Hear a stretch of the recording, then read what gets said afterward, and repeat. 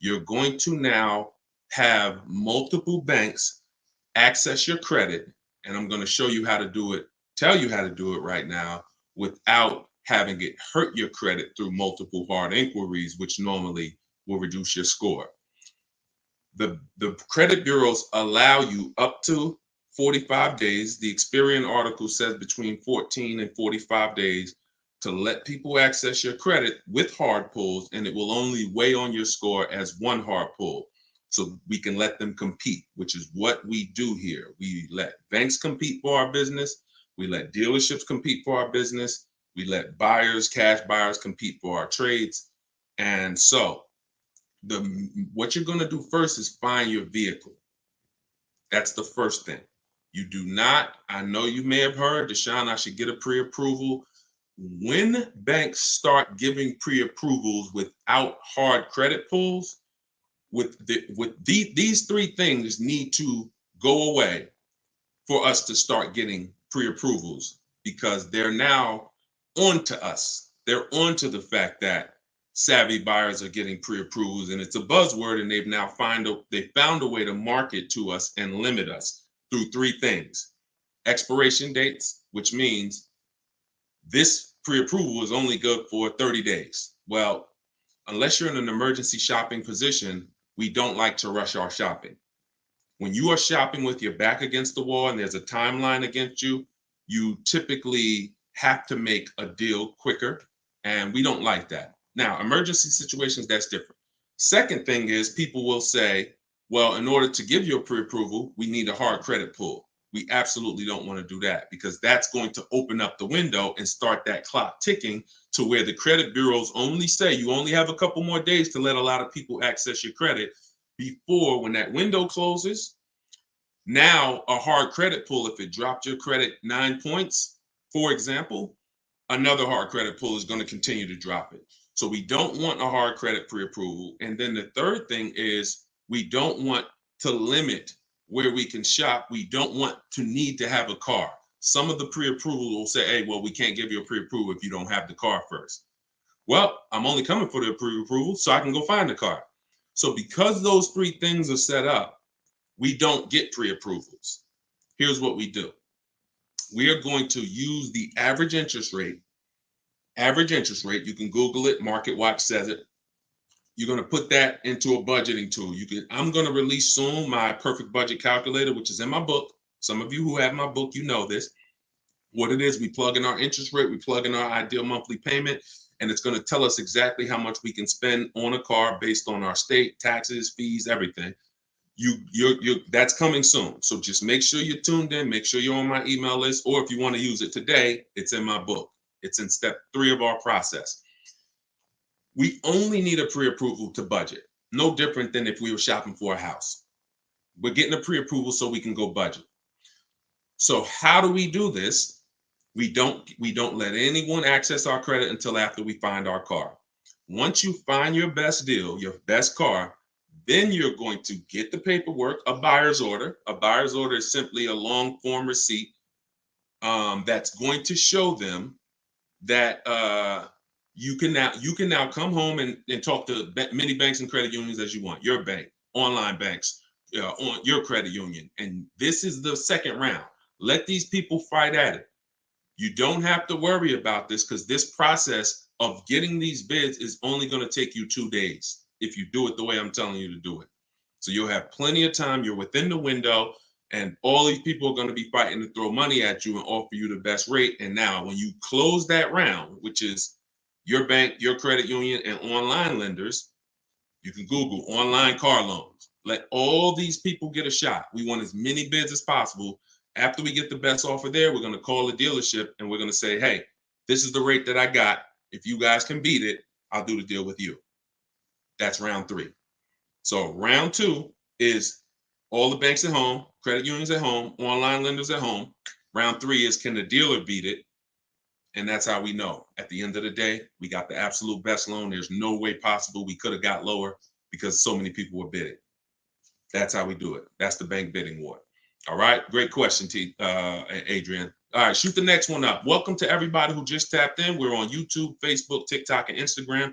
We're bringing questions from all the platforms. So just type your questions. I'm gonna get through as many as I can in the hour.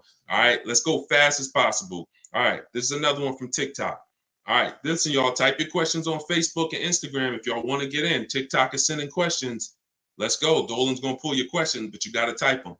And make sure, if you haven't invited a friend, if you're enjoying the broadcast, tag one friend, tag your best friend. If you gonna tag your best friend, imagine they go out shopping this weekend, overpay for their car. This is your best friend, and you're saying, man, I didn't even invite them to Deshone's show. All right. How negotiable are car prices when you get to the dealership? We don't negotiate car prices at the dealership. Stay on the show, tune in.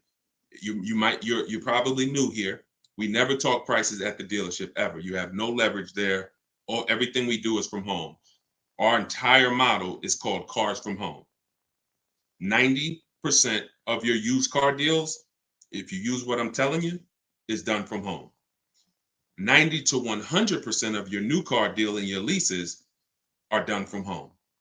That's how you save the big money. So stay on the broadcast, and you'll see how we do it here.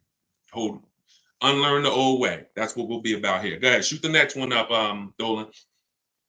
Perry, the link to the book is in my TikTok bio. Click that picture of me. Just go right to the website. You won't leave the broadcast. You'll be able to hear us in the background. Get your book, 30 minutes, 75% off. It'll be in your inbox in a couple minutes. By the time you get off the show, it'll be in your inbox. You can dig in. Go ahead, Dolan, shoot it up.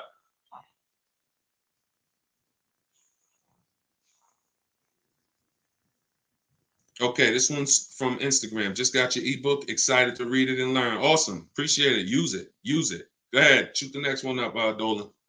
Let's get through as many questions as we can.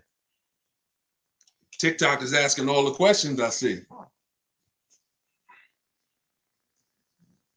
All right. So how do you start from home? How do you start from at home? Well, it depends on where you're buying from. What you're buying. If you're buying from Instagram, if you're buying from Instagram, if you're buying a new car or a lease, your process is going to be to get 5 offers. Who's shopping for a brand new car? Who's going to be shopping for a brand new car or a lease? Type in for new, because a lease is 99% of the time a new car. You're shopping for a new car, then type in. Okay. Here's your process, your goal, 5 offers. You're not going to see 80% of the dealers are overpriced. So out of those 5 offers, 4 are usually going to be overpriced, and some by a lot.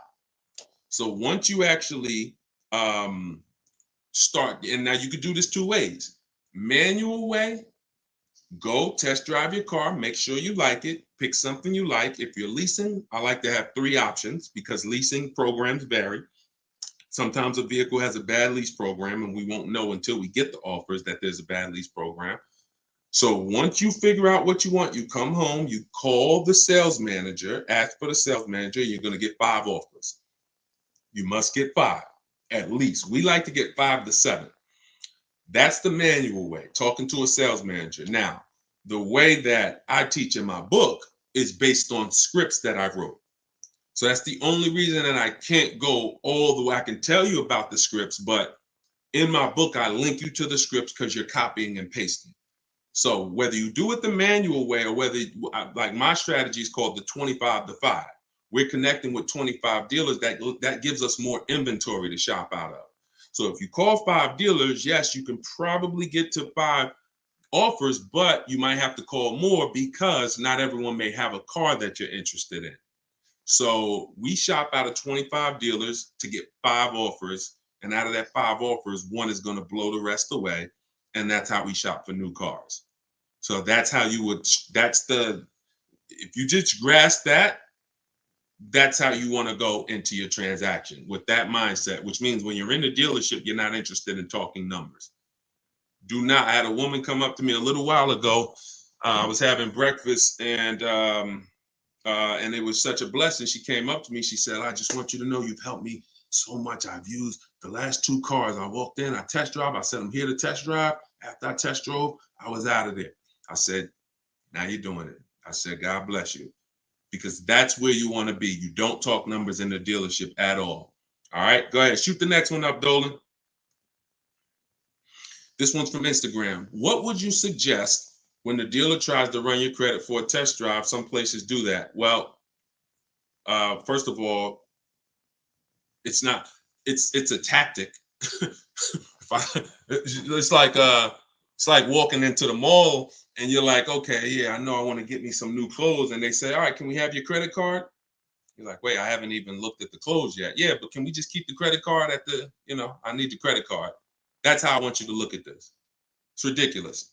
So how you prevent this is you call. I have a particular way that I set up a test drive on a new car. You don't do this on used cars. You can't do this on used cars. You're gonna call, ask for the salesperson that's been there the longest. I like to ask, who's the person everybody loves? Who's the person been there the longest? Everybody loves them. Oh, that's Joe. Yeah, that's Joe. He's been here for 15 years. Hey Joe, how you doing? You know what? I'm interested in coming in, looking at this car. I just want to test drive. You got to be clear, y'all. I'm only going to be there 20 minutes. When you tell them I'm here to test drive, you're letting them know I'm just shopping. I'm deciding what I want. See, shopping is different from buying. Shopping and buying are very different. And from now on, we're not going to mix the two. In my book, I have something called shopping, not buying. That's step 4. That's deciding what you want. You're not going to let anyone rush you through this process. And you're also not going to take more time than you need to. So we're going to call, set up the test drive, and you don't need to have the exact car. If you're looking for a gray one, if you're looking for one that has the leather seats, as long as you're driving one similar, your goal is to make sure that you like it. And then when you come home, that's when you get offers. So if you set up the test drive with the right person, then you'll have a smooth test drive if you set it up the right way. You just go in, walk in, hey, I'm here to test drive, and you don't know who was next up on the platform. Now you got this new young kid. He trying to sell a car. He done ripped a couple people off early. He's still learning the business. He don't know what he's doing. He just try to make it money. Now he's like, oh, well, I need your credit. And then he's depending on people who unfortunately are ignorant and think, okay, if you do that, if you need it, then I guess you need it. And we're not falling for those games anymore. Okay, you're not going to fall for those games anymore. All right, go ahead. Go ahead, Dolan. Shoot the next one up. Here's another one from TikTok. How do you know a car rep is honest and trustworthy? You don't. That's why we don't look for relationships. I don't need my car rep to be honest and trustworthy. You're going to win the bid or you're not. We're not interested anymore in having dinner with our car salesman. It's just not possible to do. If you want to do what I'm telling you to do, you're either, pick a choice, y'all, money or relationships. Type an M or an R. Type an M or an R. While y'all do that, I'm going to share this broadcast. Shout out to the share. And I'm not getting none. I asked you guys to inbox me ideas of what we could do for our sharers. What we could do for our sharers. And I need the sharers to inbox me. The people who don't share, nothing against them. You might be new here, Deshone. I'm not ready to share yet. No problem. Deshone, I don't have many friends on here. No problem. For the sharers, inbox me. What can we do for y'all? I want to do something every show for the people who tag a friend, bring a friend, share. Because you are the people who help us grow this show. So please inbox me. I don't read DMs because I get too many, but those I will make sure get to me. Okay? Money. So we see here, money is the key. Relationships, I don't need with a car salesman. So you're not looking for someone when people are bidding for your business, you're not looking for a relationship because there's no loyalty anymore. The loyalty was taken for granted. The loyalty was misused. You have tons of people who have bought 3, 4, 5 cars from a person, and when they truly find out that it's time to bid and I have to compete now, you're gonna see. So we're not interested in relationships with our car salespeople, banks. No, it's business. If you win the bid, we do business. If not, you get another shot at our next car. We're not hanging out at barbecues anymore. All right, go ahead, shoot the next one up. A lot of you gonna see. Some people said, Deshone, I've been buying from a broker for years, and I started using this, and I gave my broker a chance to bid, and he said, he kind of got offended. He doesn't want to compete. Doesn't want to compete. Deacon, the link to the book is in my TikTok bio. So he said, where's the link to the book? In my TikTok bio, 75% off. You get your copy for 30 minutes. So, all right, this one's from YouTube. My credit's excellent. Do you think the rates will go down for used cars this year? I keep seeing 8.49 without getting pre-qualified. Jay, it's a great question. I wish I had a crystal ball. We don't know what rates are going to be. Now, here's if you miss the bank bidding war, that's the only way to compete. See, we average rates we don't want to look at. We only want to get bids. And so if you see the average rate 8.49, that doesn't mean that's what you're going to pay. And we also want to make sure that round one of the bidding war, we're always checking to see if there's any special interest rates on the car we're looking for.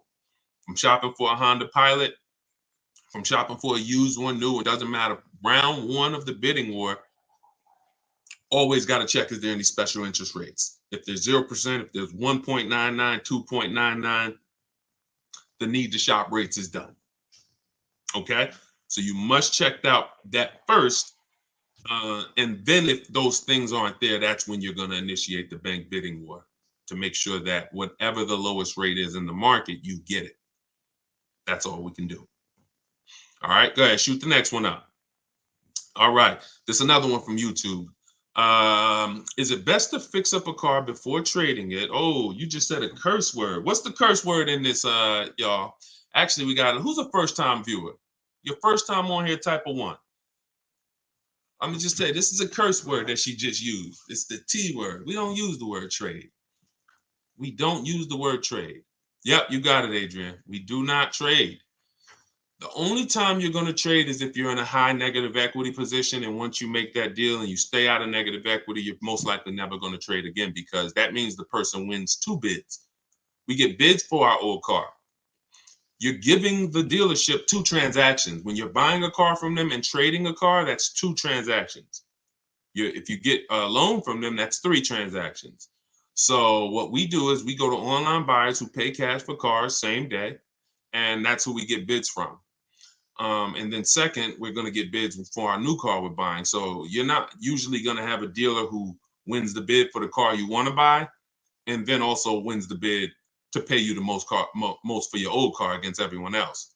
So, but when it comes to getting the car fixed, I always say, if don't get anything fixed on your car that's not dramatically increasing the value. You go get a couple nicks touched up, it might cost you $600-700, but it only increases the value by $600-700. So that means it was a wash. You only want to get things fixed before you sell the car that dramatically increase the value. Okay, that's the rule of thumb. Engines, transmissions, get these things fixed. Rebuilt engines, used transmissions, get those things installed, because without these things, the car becomes worthless. $500. But when you put I always tell the story of my dad. His engine went out on his Envoy, GMC Envoy, maybe 5 years ago, 6 years ago. He got a rebuilt engine. He got a used engine rather. He's been driving that vehicle since, and he's about to sell it and get something different. So he got another 5 years, and he's going to sell that vehicle. Meanwhile, if the engine had went and he decided to get rid of it, the vehicle was probably worth $1,000 at that point. Okay. All right, go ahead. Next question, Dolan. Keep them coming. All right, I like a lot of questions coming in now. Let's go. Let's go. Let's go. Come on, Dolan. Let's go. All right. This one's from Instagram. Tried to run my credit when I was buying out my lease, but was able to not let them do it. Okay. Yeah, that's fine. If you got your own financing, I always like to give the dealer a chance to beat the financing. See, that's a defense strategy that they taught you. Never let the dealer run your credit. No, we don't want the dealer to be our first offer, because when the dealer is your first offer, here's how it looks. Hey, how much? What's the highest rate you think they'll take? Hey, you think they'll take this rate?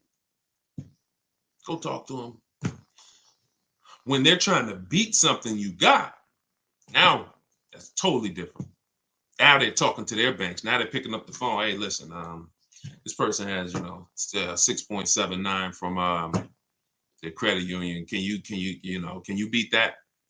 You get what I'm saying? You'll see the difference. Type D if you see the difference in those conversations and the way you're positioned if you're out there on the other side. One, the leverage is against you. The second one, you have all the leverage. So that's how you do it. We always want to give the dealers a chance to beat the rate until we get to a point where we're letting lots of banks, where it's set up where lots of banks and credit unions can compete. Then at that point, the dealers just won't be able to beat that. Because, when you got 20, 30, 40 banks that are competing, then you won't need the dealer because chances are they're gonna beat it. But most of we're gonna shop, our bank, credit union, couple online people. Maybe we get 4, 5, 6 offers. That's not enough. The dealers have more banks than that. So you always want to give them a chance. If you do it right, this will take you 2 days to do this bidding war, and you end up with the lowest interest rate every single time. Guaranteed. That's how you guarantee. See, everything you're doing from now on, I want you to guarantee there's no better offer out there. You get what I'm saying? Guarantee I paid the lowest price for my car. Guarantee I got the most money for my old car. Guarantee I got the lowest interest rate available. And the only way to do that is with bids and multiple offers. All right, let's go. Keep it going, Dolan. Shoot the next one in.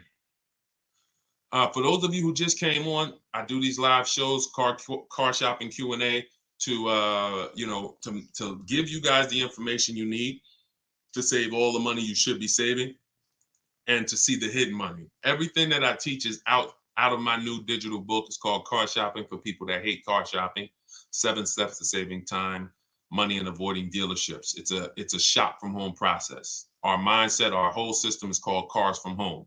So I want you buying cars, saving more money than everyone in 30 minutes, 60 minutes from home. And that's what the book is about. You're not going to spend more than 30 minutes in a car dealership. And for our launch, we're doing you got 75% off for your copy. It's normally $97, but you can get your copy for 75% off in my TikTok bio, in my Instagram bio, or I'm going to type the link for you guys on Facebook and on YouTube. All right, go ahead. Shoot that question up, Dolan. Hold on. Let me put the link here for you guys, and then we'll get it. Come on, keep typing these questions, y'all, and type them quick. Wait, I done left out of the screen. Hold on.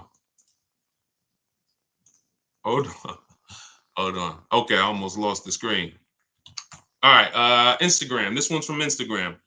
What would you suggest when the dealer tries to run your credit for a test drive? We already did that question, Dolan.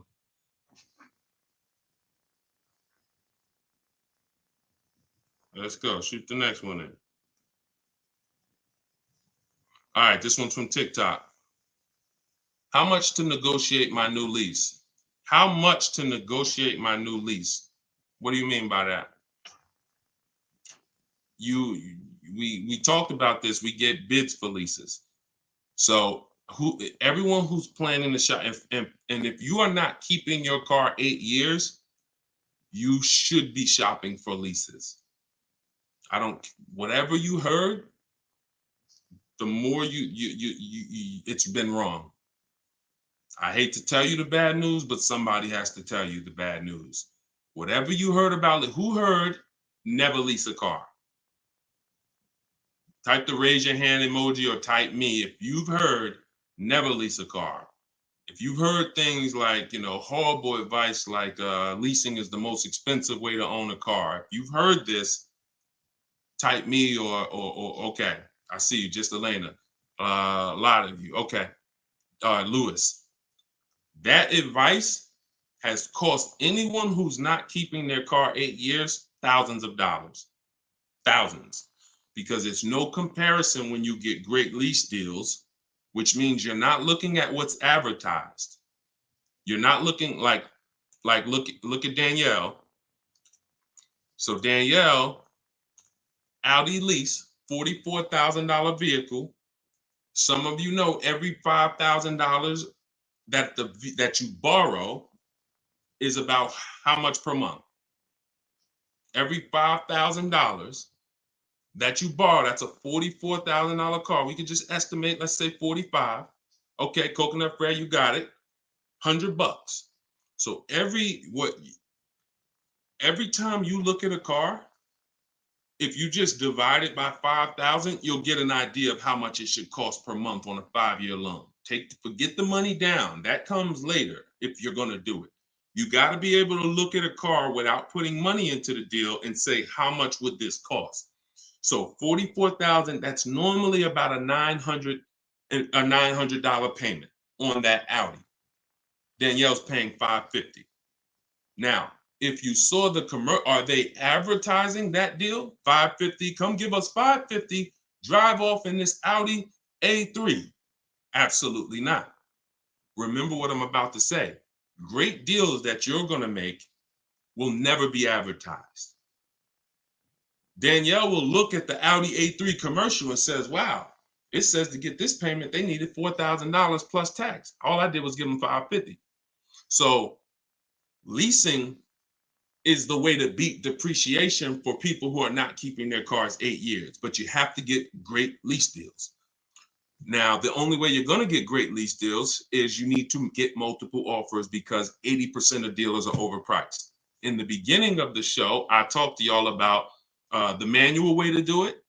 You can call, you can ask for sales managers. Check out the replay on YouTube because I don't want to go over and repeat that for those people who have been here. I don't want to go over the same thing, but at the beginning of the show, maybe the first 10 minutes, that was one of the questions of how we're going to get multiple offers. But that's the only way you're going to see how much money is in these overpriced dealers. And if you're shopping correctly and getting multiple offers correctly, you should see a $3,000 to $5,000 difference between your best offer and the highest offer. It should be $3,000 to $5,000 minimum. The higher priced cars, you see a bigger spread. You see $5,000 to $7,000 difference. You know, Kimberly, some of you know Kimberly, she got a Maserati. It was $20,000 she ended up saving. So without multiple offers, you're never going to find out what the bottom price is in the market and be able to get below market deals. So you could do it manual way, or you could use my 25 to 5 strategy in my book. Okay? But you got to do it. And it's from home. We're not in dealerships doing this. We are literally controlling this from home, getting multiple people to bid. And, you know, you feel like the prize. You're going to now feel like you should. I'm the prize. Now people are competing to win my business as they should. Go ahead, Dolan, shoot the next one in. Let me take Danielle's picture down, put the banner back up. For those of you who are on Facebook, or if you're watching us on the television, you can scan that QR code and you can get your book for 75% off, or you can go to deshonsbook.com. Okay, this one's from YouTube. If we sell the SUV 1 year lease old to CarMax, how long should we wait to buy for system to show it's paid off? You could get a paid off letter. You get a letter that shows that the car is paid off, even if it's behind the scenes.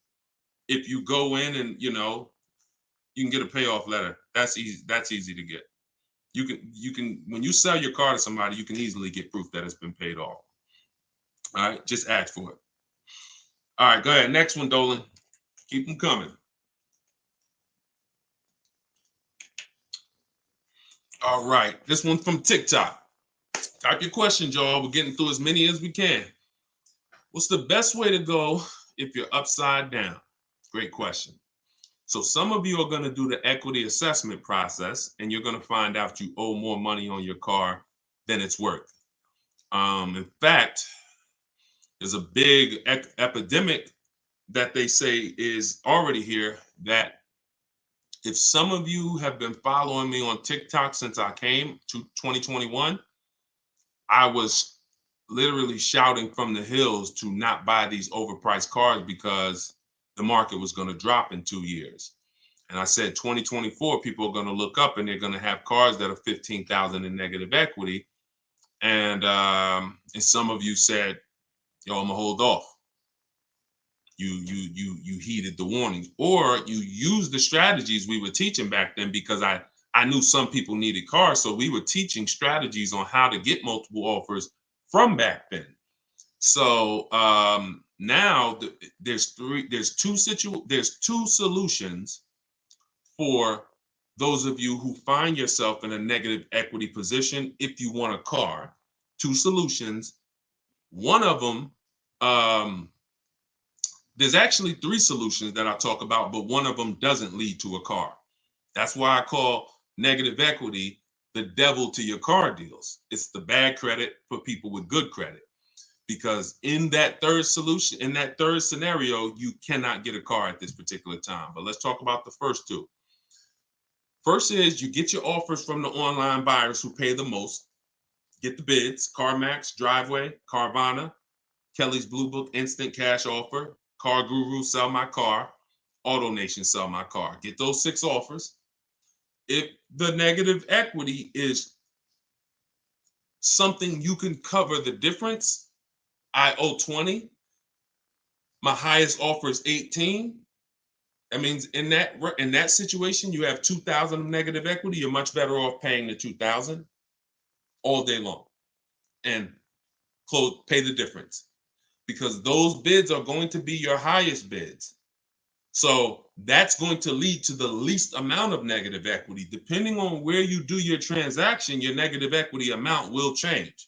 So if you're going this route and you can pay the difference, that's your best route because they pay the most, meaning you'll have the least amount of negative equity working that scenario.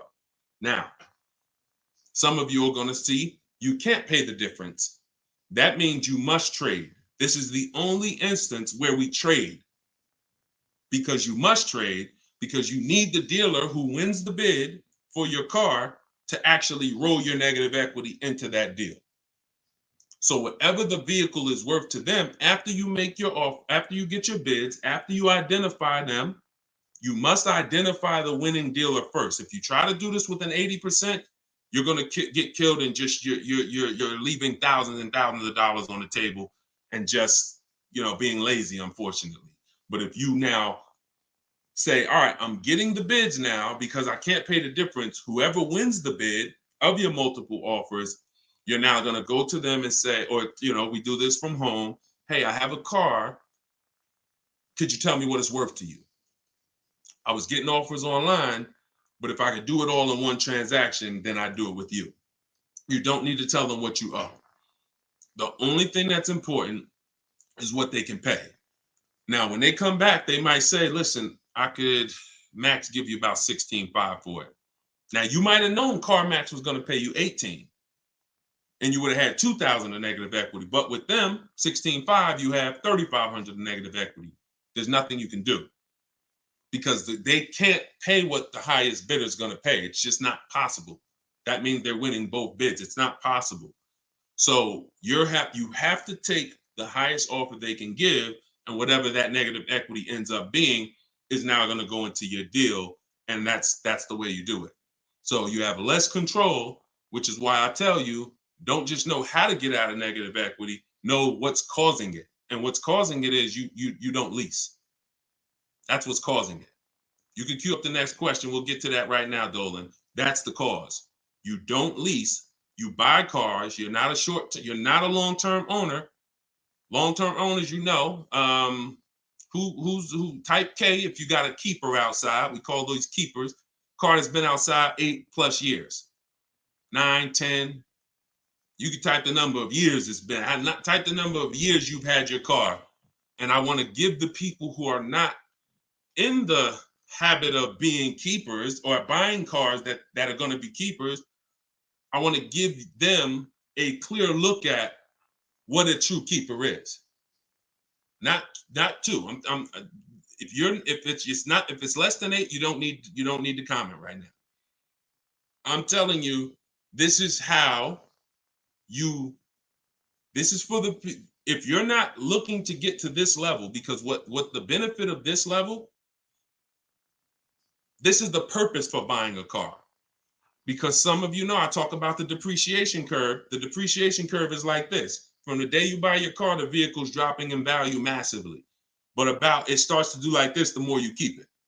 So it's losing less value year by year. Those of you who are typing 8 years, look, somebody said 19 years.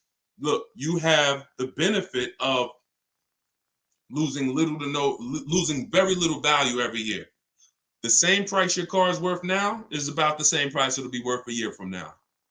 That means you've won, you've outlived the depreciation. Look, Vincent said, I got a 2004 F-150, 20 years old. So you've beat the depreciation through long term.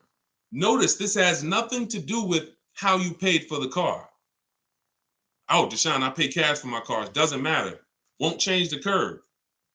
So how you beat the curve is through long-term ownership, 8+ years, or aggressive lease deals for short-term people. That's it. Those of you who are stuck in this middle and you're replacing your cars here 3, 4, 5, 6 years and you're not leasing, you're losing so much money.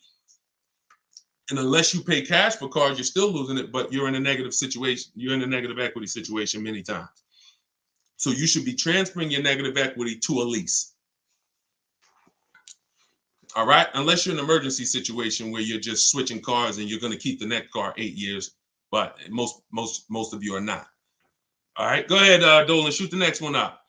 This one's YouTube. How does your lease program work with electric vehicles like Rivian and Lucid? Those cars seem to be sold differently than normal dealerships. Okay, any dealer, all right, Teslas, anything, it's not about electric. It's about, is the car sold direct with no negotiation, one price, which is Tesla's model? What is our goal of getting bids for cars we're buying? Everyone type, and if you haven't been here before, you got to stay close to your keyboard because I don't talk at you. I'm having a conversation, which means if I ask you a question, I need you to type and answer. What is our goal when we're getting bids? What's the reason we're doing this? Let's see who could cut. Let's see the best answer. I want to see some answers. Let me go on my phone so I can see Instagram. I know we got Dolan bringing in questions, but let me go on my phone.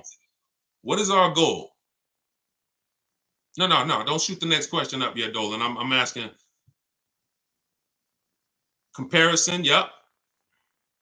To get the best deal, yep. Okay, show me the money, best offer, comparison, best offer, lowest deal. Lowest deal, price assurance, yes, James, I love that. That's the goal, price assurance. That means there's no way I could have paid less for this car. That's what you only get by bids. Now, if they have no way to adjust the price, which Tesla doesn't, it's one price, then there's no reason to get bids on that part of the purchase. There's no reason to get bids. So that part is eliminated. The bank bidding war isn't. Making sure that if they have a bad lease program over 1.5% with no money down, that's not eliminated. But when it comes to shopping prices, that's eliminated. So depending on the electric vehicle, if it's a one price model, everywhere in the country sells it for one price, then you don't get bids for that. But if it's an electric vehicle like anything else, then absolutely, bids, always bids. And the process doesn't change. You could be getting a Rolls Royce. What about a luxury car, an exotic car, Lamborghini? Does not matter. In fact, it's more important when you see how much money you save getting bids on those cars, because it's such a difference. All right, go ahead, Dolan. Shoot the next one up, brother. All right. Instagram. This one's from Instagram. What's a good amount to negotiate on a used car? I heard 15 to 20% off the price is max. Nope, not at all. There's no way. All right, give you an example. There's two types of dealers that sell used cars. One dealer marks the price up high and prepares to negotiate with the public.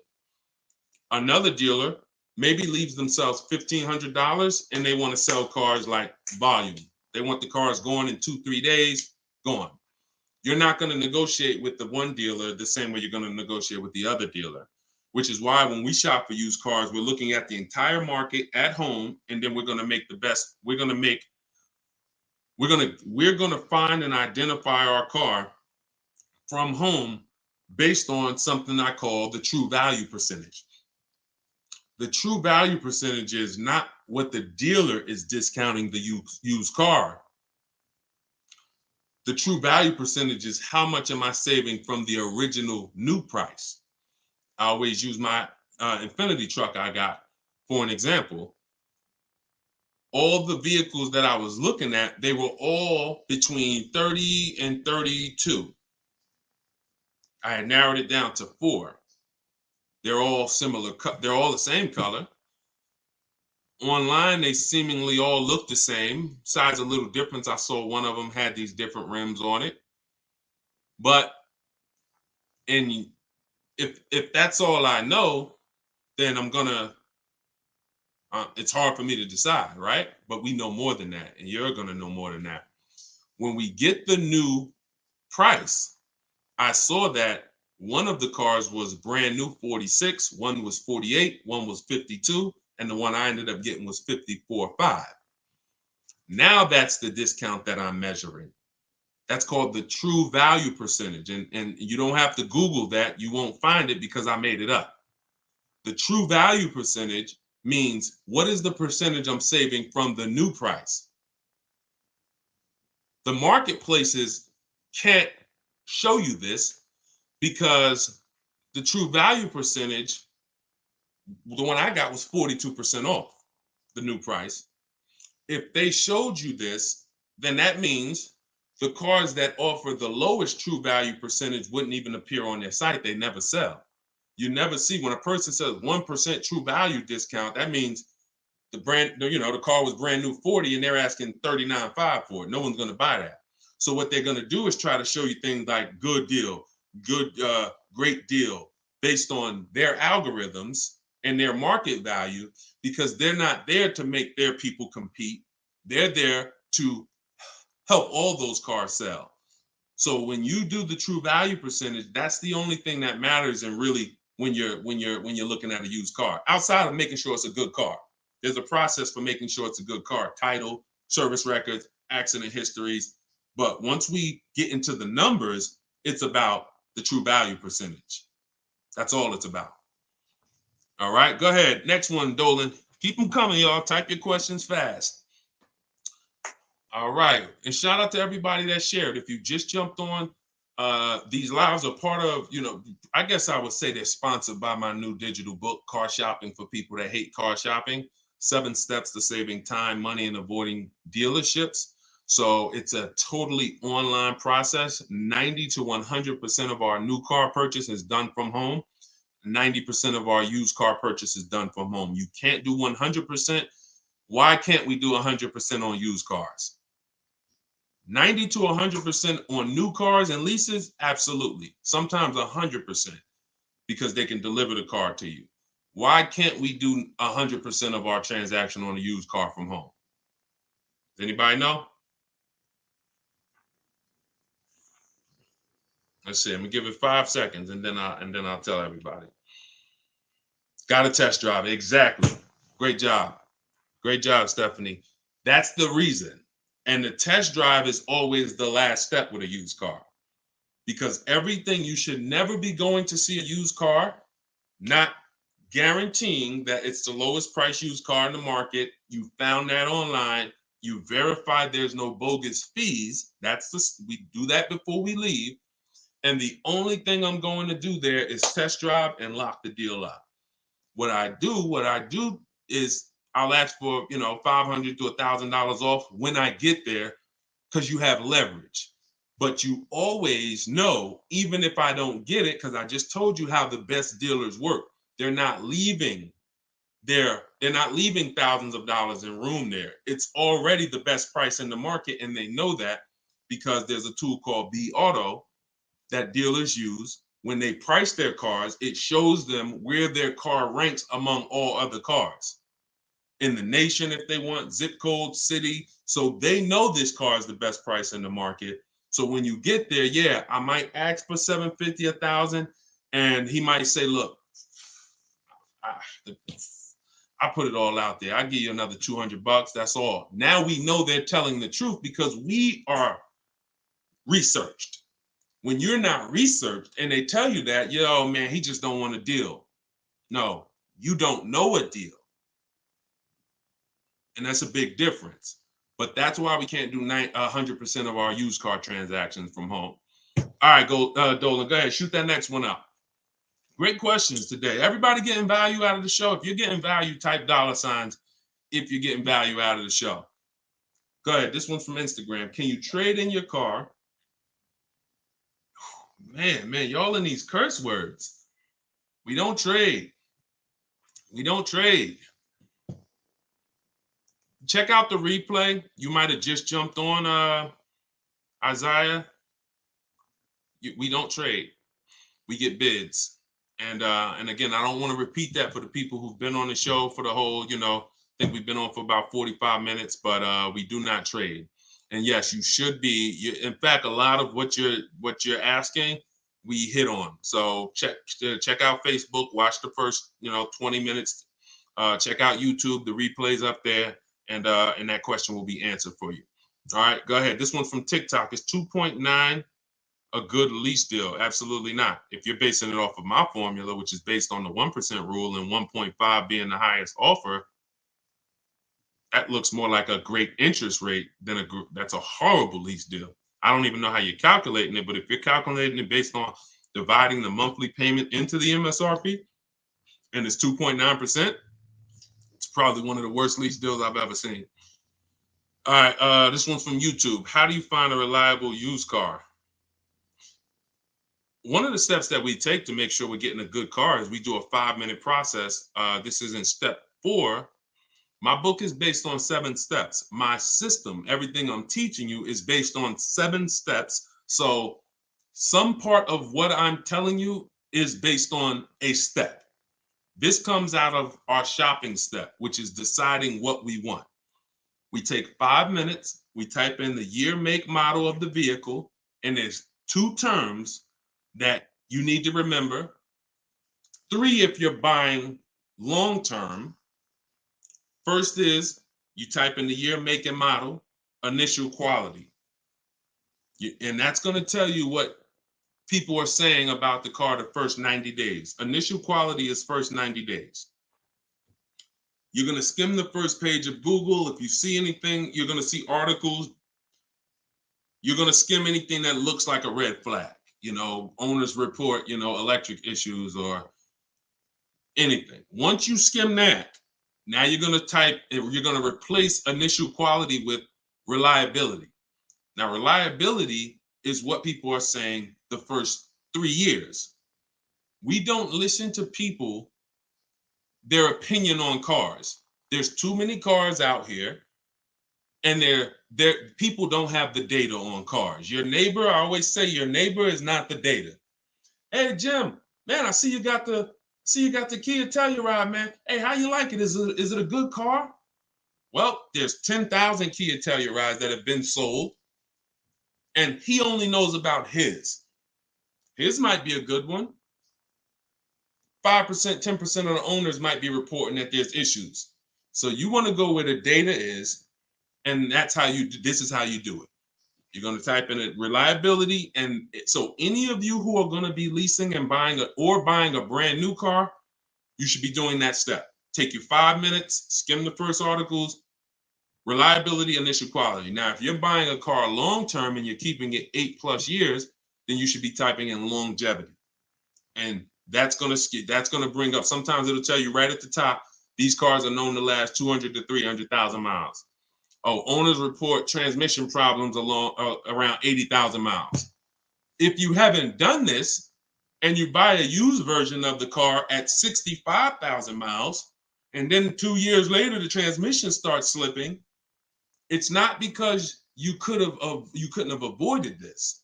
This is how you avoid those issues. And again, there's no guarantees, but when you follow the data, oh, that's a red flag. I'm not getting a 65,000 mile one if I see that they report transmission issues at 80,000 miles. And this is what we call a quality, this is a reliability and initial quality, a longevity check. That's how we make sure we're buying a reliable used car. And the rest is making sure you're doing title, service records, accident history. You take all those steps. See, what I'm giving you is boundaries. You can choose to step over the boundaries if you want, but at least you know that there's boundaries now. You get what I'm saying? if you don't know you're breaking the law, then are you breaking the law? I'm going 70 miles an hour. There was no sign. I didn't know.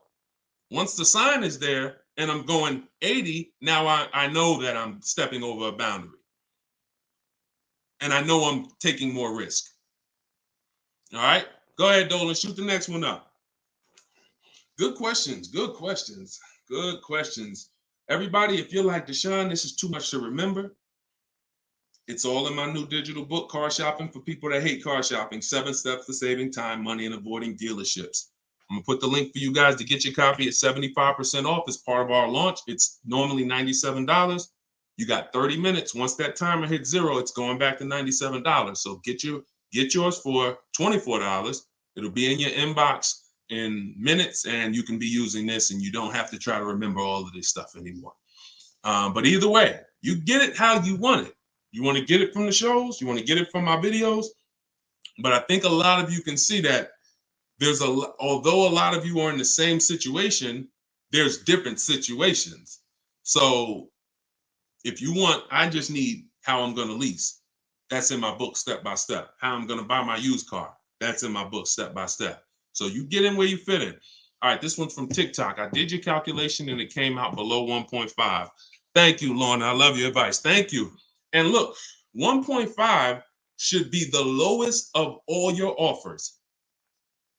The goal is not to get a lease under 1.5, because that's one goal, but only if, I told you, it should be a $3,000 to $5,000 difference in your offers. So if you have offers and one of them is 1.6, one's 1.7, one's 1.8, and then the lowest is 1.5, that's a win. If you get one offer and he gets it to under 1.5, because some people are watching us and they're depending on people who want a shortcut, already short process. If you're using what I'm teaching, this takes you 90 minutes. You should be able to get car deals in 90 minutes or less if you're using what I'm teaching. What car salespeople who are the 80%, they're very wise in what they do. So they're going to look for people who come in and talk about 1.5%. And if they know they have the programs, they'll get you under 1.5%, even though their competitors could have got you 1.3. So 1.5 is always the goal when you're shopping, to not overpay. But the only time 1.5 is the best offer is when every single other offer that we have is above that. Does that make sense? Type clear if y'all clear on that. You don't go in with the goal of 1.5. You go in with the goal to get the best offer in the market and see what it is. Let's take somebody like Bonita. Bonita, middle of the pandemic, she got a Telluride. When people were paying $5-10 grand over sticker for Telluride, she leased one $48,000 vehicle. She gave him $600 and she drove off. That was her best offer she got from home. $600 into $48,000, she got a 1.25 lease. I think it might have been $46,000. It was middle of the pandemic. See, I'm showing you that we've been getting deals, below market deals, since the pandemic. For those of you who are going to use strategy, you're going to see lots of deals. For those who are not, it's going to seem like there's no deals anywhere. So $646,000, yep, 1.3. Now, if she had went in with a goal of 1.5, she would have never gotten 1.3. So you don't dictate. We never dictate where we need the bottom to be. We're going to shop offers wherever the bottom is, as long as it's under 1.5 and we have a spread of offers. Now we're winning. All right. Go ahead, Dolan. Shoot the next one up. All right, I'm trying to get through these last couple fast as possible. All right, y'all know we're on a time limit. I would love to do these shows forever, but we keep these going. So even if you don't see, whenever you see one, hop on, because even if someone's usually going to ask a question similar to yours, if not the same question. Go ahead. All right, this one's Instagram. I'm looking to buy a used Toyota 2022 or 2023 Camry XSE, but it seems like it's a low inventory of them. What do I do if there's a low inventory? I'm looking everywhere. First of all, let me explain something. Those of you who are looking for a used 1 or 2 year old car, it's going to be hard because the only two ways dealerships get used cars is they buy them off lease. The average lease is 3 years. So you're not going to usually see a 1 or 2 year old one. Or the second way is if they buy them from someone, which means someone has to be in a Toyota Camry and decide in 1 year, all right, I'm ready to replace this. Or I'm in a Toyota 2 years, I'm ready to replace this. That's not usually going to happen. That's why you're usually not going to see used cars in bulk until the 3rd year when they start to come off lease. Now you start to see more inventory. So I would tell you to, shop wider. But before I buy a 23, you don't have anything to compare it to because there's not enough inventory. I would always shop the market for a new one first. Shop the market for a new one first. See what the best offer is. You might see that you can save $4,000 or $3,000 on a new one. Now, in order for me to buy, now that sets the market for the used ones. If I don't know what the best offer is, like if somebody was buying a 1 year old Jeep Grand Cherokee, well, it's a $45,000 vehicle. They might go and say, well, I'm looking for a 1 year old one for 39 or 38. That's a problem because depending on the new Jeep deals, you might be able to get a brand new one, 45, you might be able to get that for 39. So if you go out and look for a 1 or 2 year old one, but you don't know what the new market is, if the new market's distressed, you end up paying close to what a new one would be for your used one. So if anybody, this is only for those of you who are like, I want to buy a 1 or 2 year old used car, not 3, not 4, not 5, 1 or 2. You should be shopping the new market and then seeing where the market is, and then let that be the gauge on how much you're looking to save on a 1 or 2 year old. All right, makes sense? Okay, go ahead. Shoot the next one up, Dolan. Listen, tell that. Listen, we get a lot of these people come on late. He said, "Oh, what's your thoughts on an Audi Q8?" We already answered that. We don't get people's opinions on cars. It's subjective. We're going to where the data is.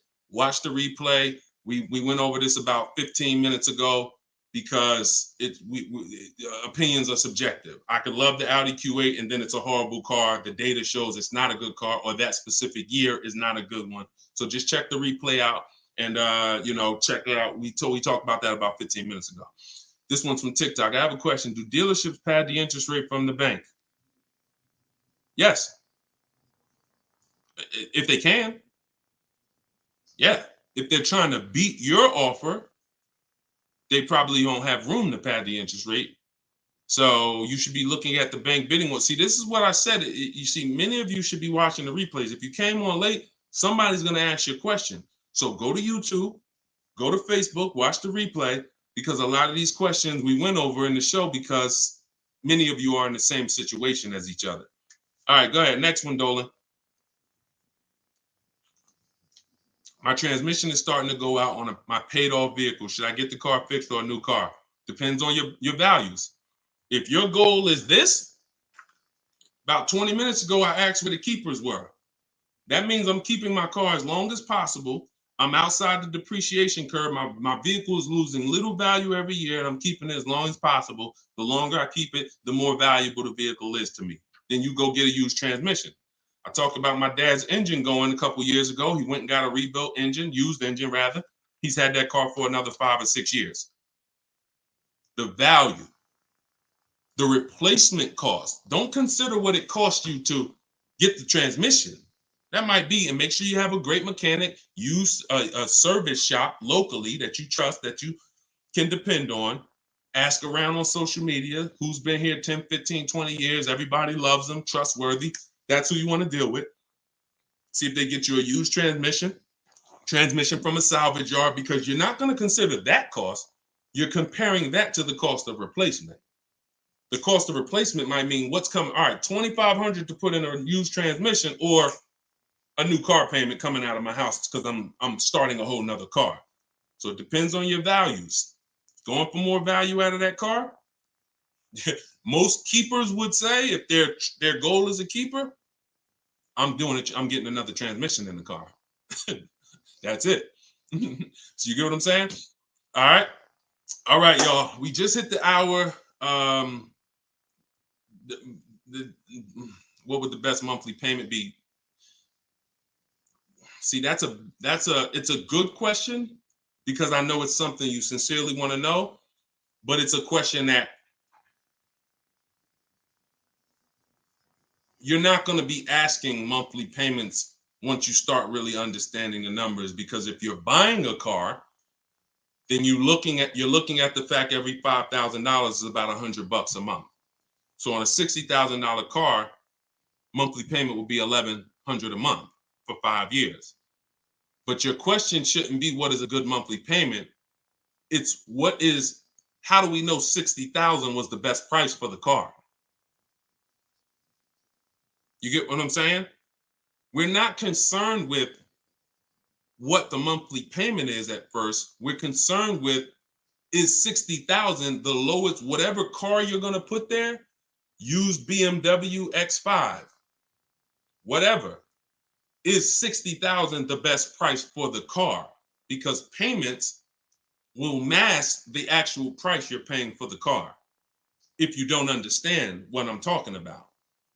You come in, hey, I like that car. You know what's the payments like on that? Well, it's normally 1,200. Oh man, shoot, boy, that's high. Anyway, I could get it down to like 950. How much could you put down? I could probably put down like, maybe 10. You lost already. You're negotiating from strength based on you're negotiating off from weakness based on payments, which means you're not looking at the price of the car. You're talking numbers in the dealership. And so that's not the goal. Step back. We are getting bids. When you separate your transaction into 3 transactions max, who I sell my car to is one transaction. Who I get my loan from, another transaction. Who I buy my car from, another transaction. And every single one of them is going to be a bidding process. When you step back and that's how you roll, you'll never ask what should monthly payments be on that. Because the bank works out the monthly payments, and then we have the budgeting tool, the perfect budget. Everyone who has my book, if you got your copy for 75% off, in day 3 is a tool that I created called the perfect budget. Perfect budget calculator. You put in numbers. This is how much I possibly could put down. This is where I want my monthly payment. This is what state I'm in. It tells you multiple goals. You can't pay more than this for a car. This is where you start. Look for a car here. Goal 1, look for a car at this price. If you can't, jump up here. If you can't, look up here. If you can't, jump up here. But once you get here, you cannot pay more than this price for a car before you are over your budget. So grab the book. I'll release it. I'm just trying to see how we're going to release it, because without people understanding how to use it, then it's going to be pretty much worthless to you. So, but for those of you who have the book and you've had it, if you got into step 3 in the process, you see the perfect budget calculator, and we're not depending on and this is one of the videos that really brought me to the well. I went on TikTok, my first video ever, and I said the worst thing you could say in a car dealership, the worst thing is just get me to this payment and we have a deal. That video resonated with millions of people, thank God, and it's been seen over 26 million times. And since then, it's been about explaining why payments can be manipulated. We do not shop based on payments. We need to understand the numbers. And so I do my best to try to help you guys understand the numbers. But if you're getting bids, you ain't gonna lose. You cannot lose getting bids. The only way you can lose is if you're negotiating 1-to-1. That's when you lose. You can't win. Just like you can't lose getting bids, you can't win 1-on-1 negotiating. All right. So, all right, y'all. We just hit the hour mark. Absolutely great. We will be back. Whenever you see me live, jump on, catch the questions. And if you want everything I teach in one spot, my new digital book, Car Shopping for People That Hate Car Shopping, is officially out. It's a 7-step process. Everything from leasing to buying used cars, new cars, the bank bidding, it's all a 7-step process. So I don't want you having to overthink. I don't want your ideas. I want your goal. You come with the goal, I'll give you the strategy. And so grab your copy for 75% off in my TikTok bio or in my Instagram bio. There's a website in both. And then for you guys here on Facebook and YouTube, I'm going to throw the link up for you guys one more time. You could do deshonesbook.com. Or if you're watching us on TV, just scan the QR code with your mobile phone. Grab your copy for 75% off. It's a digital book. Anything changes in the market, like Room went out of business a couple months ago, I just update the book. That's the beautiful thing about a digital book is when something changes, I update the master file and you open up the book and it's relevant. A year from now, you open it up, whatever changes, the master file will be changed. And so you'll be able to always have a relevant book. And we couldn't do that if we were printing books. So enjoy, guys. It was a great show. Got a lot of great questions, and I will see you on the next one. And DM me about these sharers, y'all. Sharers, DM me. Let me know what we can do to reward the sharers, because I appreciate you all. Inviting people, we can't do it without you. All right, I'll see y'all next time. God bless. In fact, hit that. Yep. Can I sell my lease early? We're live on all 4 platforms, and we're going to start with this question. Great question. Some of you have leases that you're in right now, and you want to know, can I get out of it early? Now, normally the answer is no, you can't get out early because you're breaking a contract. But in the case of selling your lease, you can get out. And if you can sell it and break even, you can get out without penalty. If you can sell it and make a profit, even better, but don't bank on that. So what you want to do is do your equity assessment, because some people, if you didn't know you could sell a lease, type me in the comments. So you might be looking at this question we got on TikTok and say, dang, I didn't even know we could sell a lease. So if you did not know you could sell a lease, type a question mark, because this is new information to some of you. So the way you're selling a lease is, see, you have an option to buy. Good to see you, Marvin. And you also have an option to sell.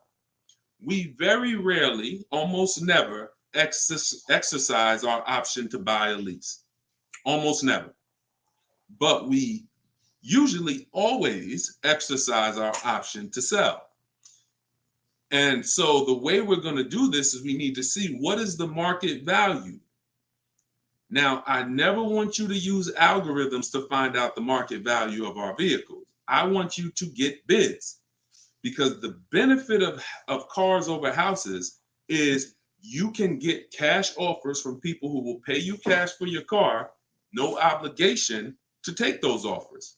So that means you can actually see what people will pay for your car, and the people I'm about to list pay the most money for cars. You're going to get 6 bids, take you about 20 minutes while you sit at home, and that's going to tell you the market value of your car.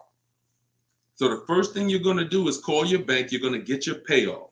Don't look at your contract. Don't look at the residual value. That's not important. What's important is your payoff. So you're going to call the leasing company, ask for your payoff. And the second question you're going to ask is, do I have a third-party restriction? Both of those people can sell no matter what answer you get. But if you have a third-party restriction, it restricts who you can sell to. So as soon as you hang up that call, you're now going to go to CarMax.com, Driveway.com, AutoNation, Sell My Car, Carvana, Kelly's Blue Book Instant Cash Offer, and Car Guru, Sell My Car. That's going to get you 6 offers in 20 minutes. Every one of those sites, if it asks you, is the car owned, leased, or financed, you're going to put owned. Once you see what those offers are, you're going to know what the market value is. You'll be able to see if you can break even, you can possibly get out. If you have no third-party restriction, you can sell to them. If you break even, you can get out. But for those of you who have a third-party restriction, and some leasing companies do not, Chase, Toyota, there's a few leasing companies out there with no third-party restriction. I still think what they did is illegal. Maybe we'll find out. Maybe there'll be a class action lawsuit because we still don't understand how they changed thousands, in fact, probably millions of leasing contracts mid-contract. We need to know were those third-party restriction clauses in there from the start, or did they somehow get in there when they saw people selling their leases making money? We need to know that. That's another story for another day. But if you don't have a third-party restriction and you can sell to them, break even, you're out of the lease anytime you want. If you have a third-party restriction, you're going to use those offers, and now you're going to say, because of restrictions mean you have to sell to a dealership of the same brand. That's what a third-party restriction is. You must, if you have a Nissan, you must sell to a Nissan dealership. Here's what it doesn't mean. You're going to sell to one dealership. Here's another thing it doesn't mean. All dealerships are going to make you the same offer for that Nissan. So if you go into that one Nissan dealer and say, well, I can only work with you, then you're going to leave money on the table. And part of understanding how this works is to understand that every dealer is different. Some of you may think, oh, I thought every Nissan dealer was the same. I thought they were like all one. No, they're not. They're all different. And that's how we win, because we get bids and we put these people against each other. So that is the steps you would take to see if you can sell your lease early. And that's called the equity assessment. That's step 2 in my process. My process for you is 7 steps. So everything I'm going to answer today is going to be based on one of the 7 steps in my process, which is about getting bids and car shopping from home and doing 90 to sometimes 100% of your transaction from home. And so that's all in my new book, digital book, Car Shopping for People Who Hate Car Shopping. You can cue the next question up, Dolan, shoot the next one in. We're bringing questions from everywhere. I'll manually read the questions on Facebook because we were having some trouble going live on Facebook.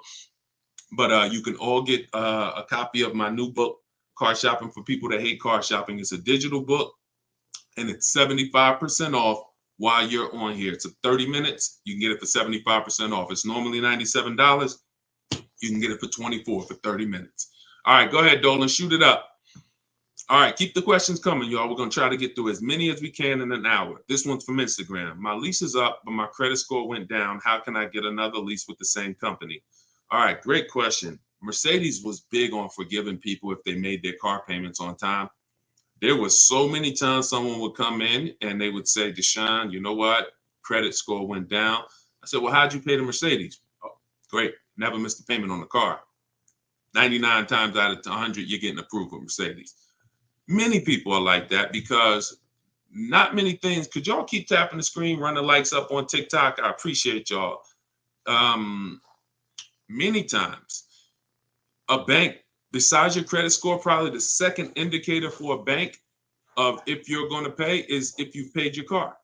So your credit cards could be behind. It could be kind of, if you got a good history with your car, you got a good history of getting approved. Now, the second thing is if you missed a couple payments on the car, I would still take the shot because in this economy, people realize, over the last couple of months, as long as you're not trying to go up in payment, I take a shot. If you're going from a $500 payment and you're, staying there or going lower, then I take the shot for sure. If you're going from 5 to 7 and you've missed payments, that's going to be tough.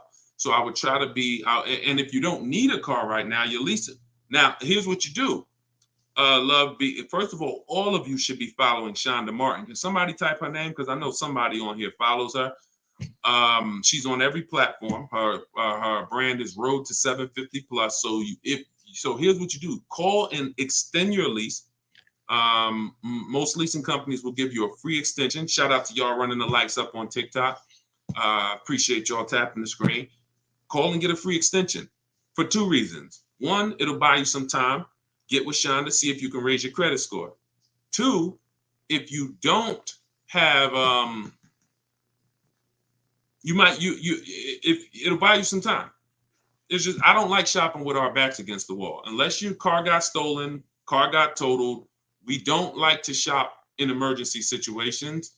We still win. You use what I'm telling you, start getting bids, you can get your best offer in 3 or 4 days.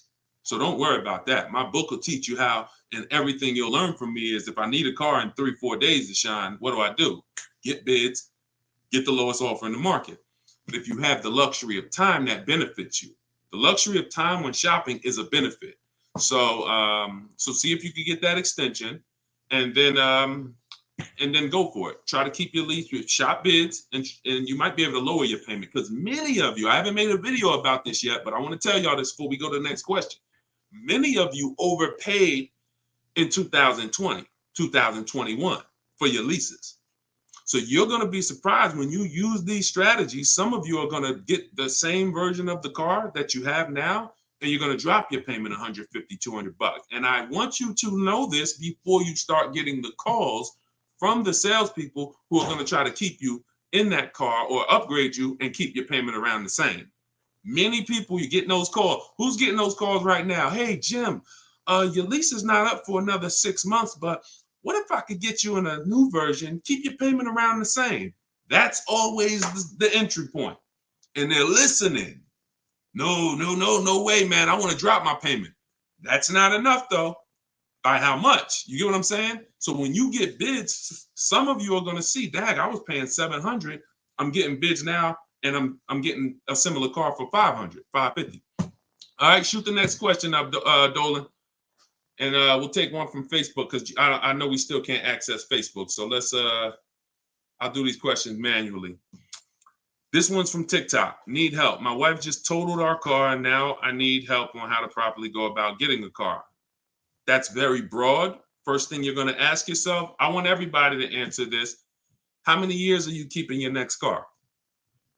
This is the most important question. You're going to hear me say that when you hear and when you're talking to somebody. Once you learn these and once you use these to get deals, your first question is also what I call the most important question, which is how many years are you keeping the car? So let's see some answers. How many years are you keeping in the, and let's be intentional, not vague, not as long as I can, until, like, literally how many years, what's the goal? Okay, at least 5. 8, okay. 5, okay.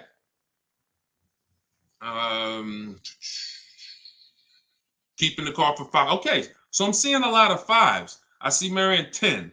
Okay. If you're not keeping your car 8 years or longer, then you should be leasing. It's not even a question. Now, whatever that triggered in you based on your experience, if you're like, Deshone, I heard you should never lease, we're going to explain to you how bad of information that was. Very bad information, and you're overpaying for short-term depreciation. So the first question you're going to ask is, how many years am I keeping my car? Because there is no way I can teach you to get the lowest price in the market on a used car if you want, on a brand new car if you want, on a lease. No problem. We've been doing that for 3 years, thousands of people. That's no problem. If you buy when you should have leased, there's no way for you to get a great deal. It's over. I use Danielle as an example. Matter of fact, we did Danielle. Let's go to Taupe. I use Taupe as an example. $54,000 BMW. She's paying $690 a month. Some of you know every $5,000 on a car purchase is $100 a month. So when you're looking at a $54,000, let's say $55,000 car, that's an $1,100 a month payment for 5 years. She's paying $690. Even if you went in, this is why if you buy when you should have leased, then you lost. Even if a person went in and got them to knock $10,000 off the price of that new BMW, and they got out of there for $45,000, taxes, they're going to be probably 48, almost 50. They're still at $950, $975 a month. She's paying $690. If they bought a used version of this vehicle, instead of 54, maybe they find a nice used one for, let's say, $35,000. $35,000 taxes put you about 38. You're looking at about 690, almost 7. I'm sorry, 35, 38. Every 5,000 is $100. You're looking at about 750. She's paying 690. And a used BMW with almost 1 year left of the warranty, it's no way the quality of what they're driving is the same. Now, when does the person who bought wins? Because in the short term, Tope's paying 690. The person who bought a brand new one's paying 1,000. The person who bought a 3-year-old used one is paying 750. She's killing all of them. She's killing both of them by far, keeping a lot of money in her pocket. She's nothing going wrong with the car. Anything breaks, she comes, drops it to the dealership. She got a brand new car, full warranty. There's no way to get a great deal when you purchase, but you should have leased. And she knows how to get great lease deals. She gets bids. So don't think, because some of you might say, Deshone, well, that doesn't look like the deal I saw in the commercial. That's because commercials are not deals. Scrap that. You're never going to see a great deal on a commercial. Never. The great deals are when the dealership barely wants to make them. They don't even want anyone to know about them. They just, I've in the past, when I was at Mercedes, I had to tell some people, listen, please, I'd love for you to send me your friends and family, but don't tell them what you're paying, because I probably can't duplicate that. When somebody got a great deal, we weren't telling them, go tell your friends and family, we'll give them the same deal. If they're telling you, I'll give your friends and family the same deal, that means it wasn't a great deal. Sorry to tell you. If you were able to match, dealerships don't like doing deals like this, and they certainly don't want to do many of them. So that's why your foundation, your most important question, it's step 1 in my book. It's step 1 whenever you'll hear me talk, is how many years am I keeping the car? If you're not keeping the car 8, then you're paying ridiculous depreciation. Your car's value is here, and around 8 years it starts to cool. 6, 7 years it's going to start to level out a little bit. You lose less value. And if you're switching your cars here, buying them here, and then you're trading them out anywhere between here, you're losing tons of money. We call that the unseen expense, depreciation. That's why the unseen expense. You buy a car today for 30. What is it worth 30 tomorrow? Yes or no? It's the unseen expense. You buy a car today for 30,000. Is it worth 30 tomorrow? Yes or no? Exactly. Gonzalez, you can't hear. Everyone else can hear. So I don't know what's up with your audio. So that's what everything we do from now on. My job is to teach you how to get the lowest prices in the market. And it's also to teach you where the hidden money is in your car deals, the money you haven't seen. And one of the biggest, largest amounts is depreciation. So for those of you who are not keeping your cars 8 years, your goal should be to shop and get a great lease deal, not a regular lease deal, not an advertised lease deal. And so if you're keeping your car long-term, 8+ years, then you should not be thinking about leasing at all. Okay? Everybody clear on that?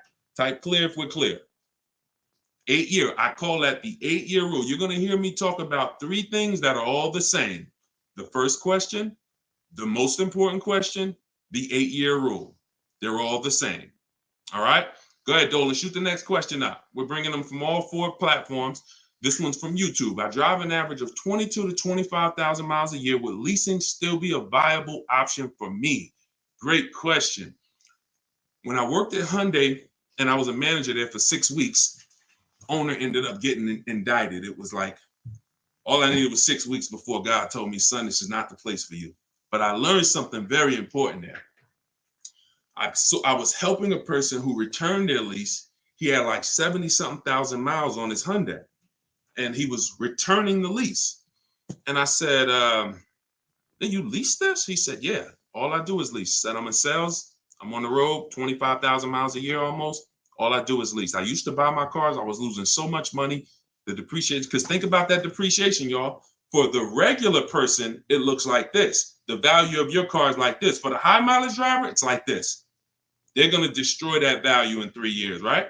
So he was explaining this to me, and I'm listening. And then I looked at what he was paying, and I'm like, it looks like he got a great Hyundai deal, right? And then he paid additional, maybe $175, and he got his high mileage lease. And I said, I got to tell everybody I know about this, because I was dealing with high mileage drivers coming back who wasn't leasing, who had all this negative equity. And I'm like, we got to do something different here.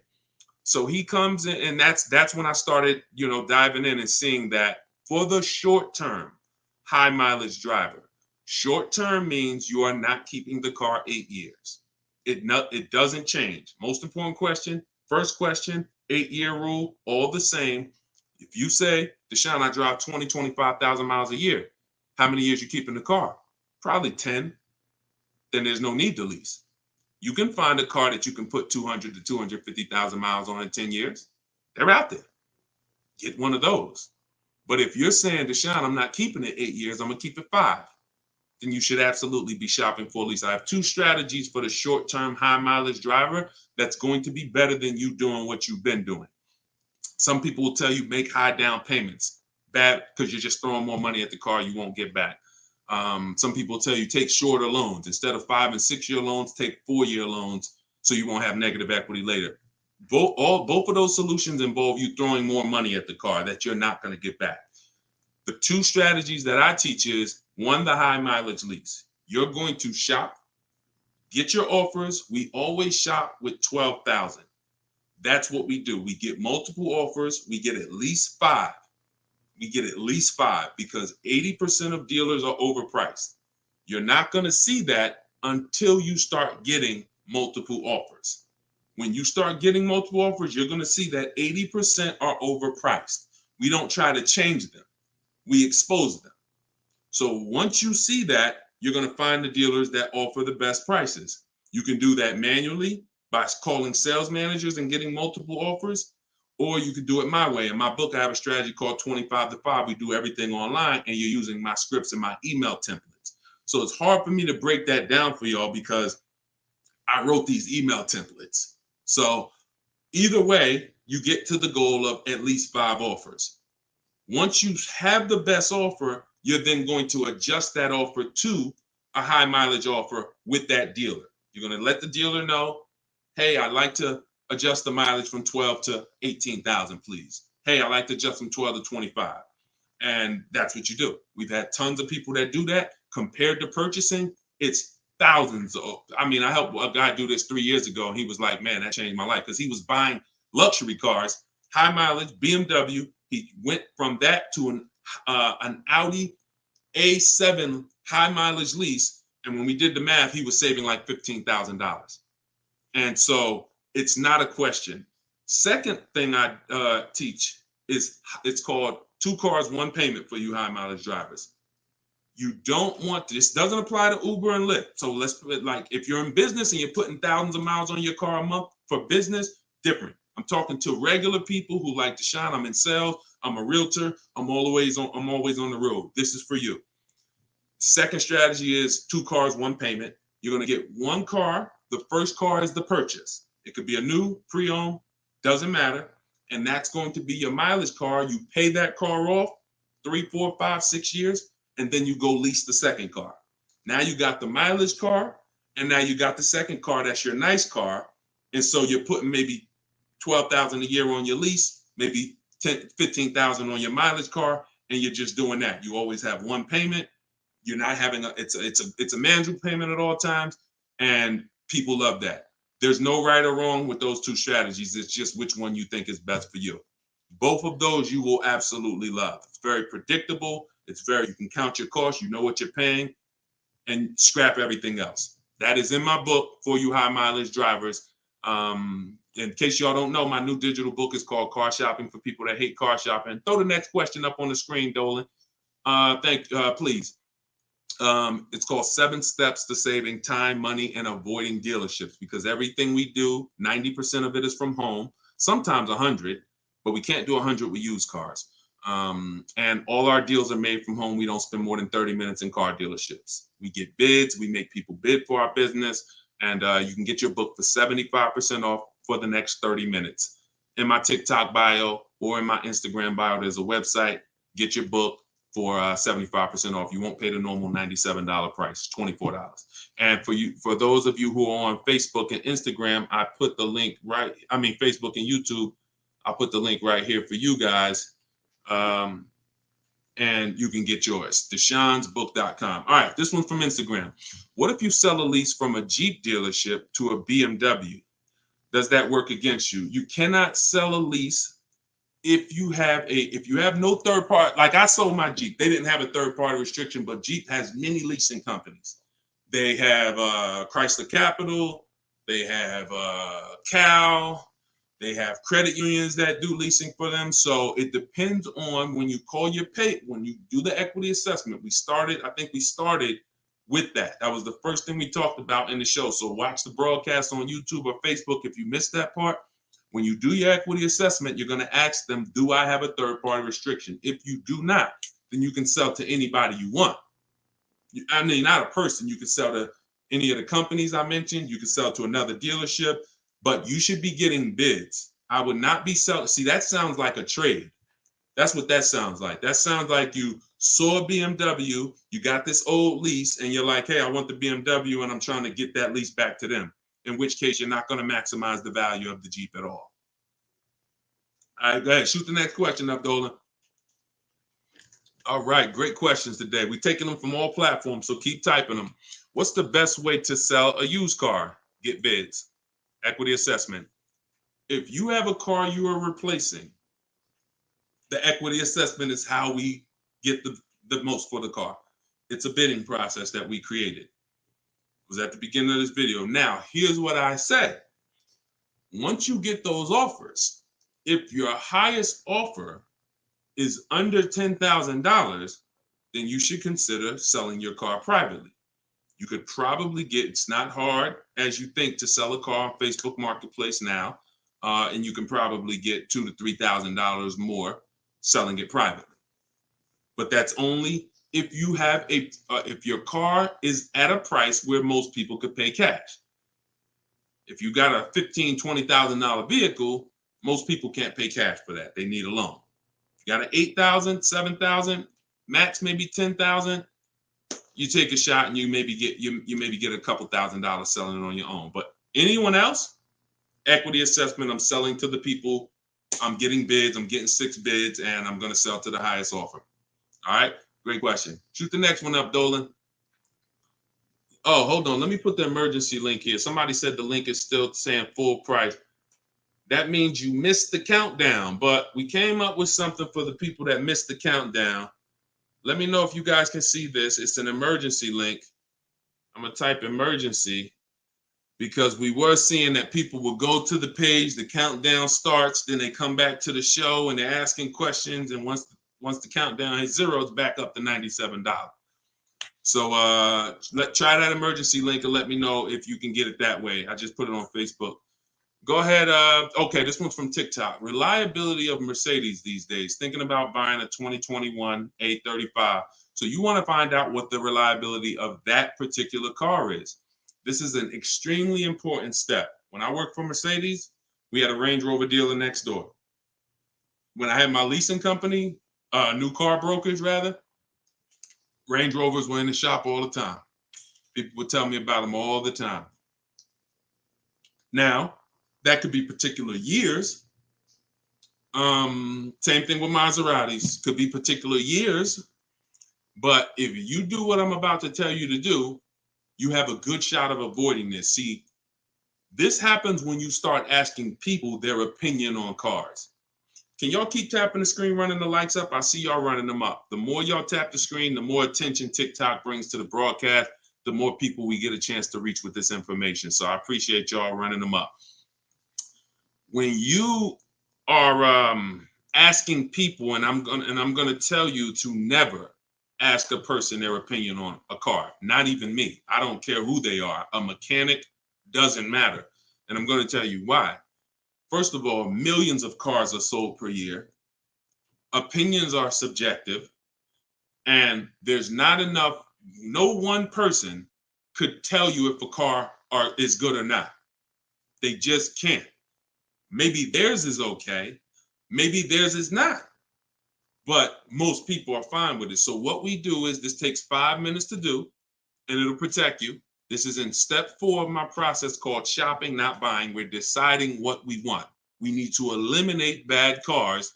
I don't care if you're like, man, I remember years ago, people were like, there was this one person like, Deshone, I was looking at the Kia Telluride and I looked and this particular year had electrical issues. That's kind of sending me some red flags. I said, that's exactly what it's supposed to do. Next, maybe next year they'll fix it. This year it has electrical issues is what the data is saying. So you go to where the data is, which is Google. You type in the year, make, model, 2021, same thing you just typed in, 2021 A35 AMG, initial quality. Now, if you're buying a used one, you don't have to type in initial quality because initial quality tells what initial quality is, y'all, is what people are saying, what the data says in the first 90 days the vehicle was in the country. The first 90 days, what are people saying? What is the data showing? That's initial quality. Reliability is first 3 years. So you can check with if you're buying a pre-owned one, I check reliability for sure because that's going to tell you the first 3 years. Google that, and then you're going to just scan those first couple articles. That's all you're going to do. Look for anything that has a red flag. Reliability score 7 out of 10. That's a little questionable. Reliability score 6 out of 10. That's questionable. So when you scan those articles, you're going to see, you don't have to read them all. You're looking for anything that stands out. Red flags, owner's report, engine misfires and cars in the shop. Right? These are things that you're looking for, things that are like, oh, red flag. And now if you're buying a used car, you're going to look, after you do reliability, you're going to replace that with longevity. Longevity is going to tell you what these cars are expected to do in the long run. Transmission issues, how long they're going to last on average. That's how you find out if a car is good or not. Stop asking people. You can do what you want. You're a grown adult. I would recommend you stop asking people their opinion on cars because it does not matter. Their opinion is not going to matter when your car is in the shop and you're like, hey, but don't get it. John told me the car was good. He said he loved his. No one's coming to your defense. Go where the data is. All right, everybody clear? Type clear if you're clear on that. That's a 5-minute process that will save you thousands of dollars in headaches. No daggone reason to go out and save thousands of dollars on a car, get a ridiculous deal, and that car's in the shop 3 times a year. It negates the whole deal, right?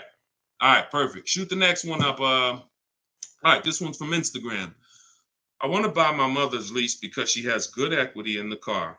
How can I do it before she turns it in? Well, first of all, make her aware, and you have to do the equity assessment process because you have to see if she has a third-party restriction. If she doesn't, and make sure you run the market value.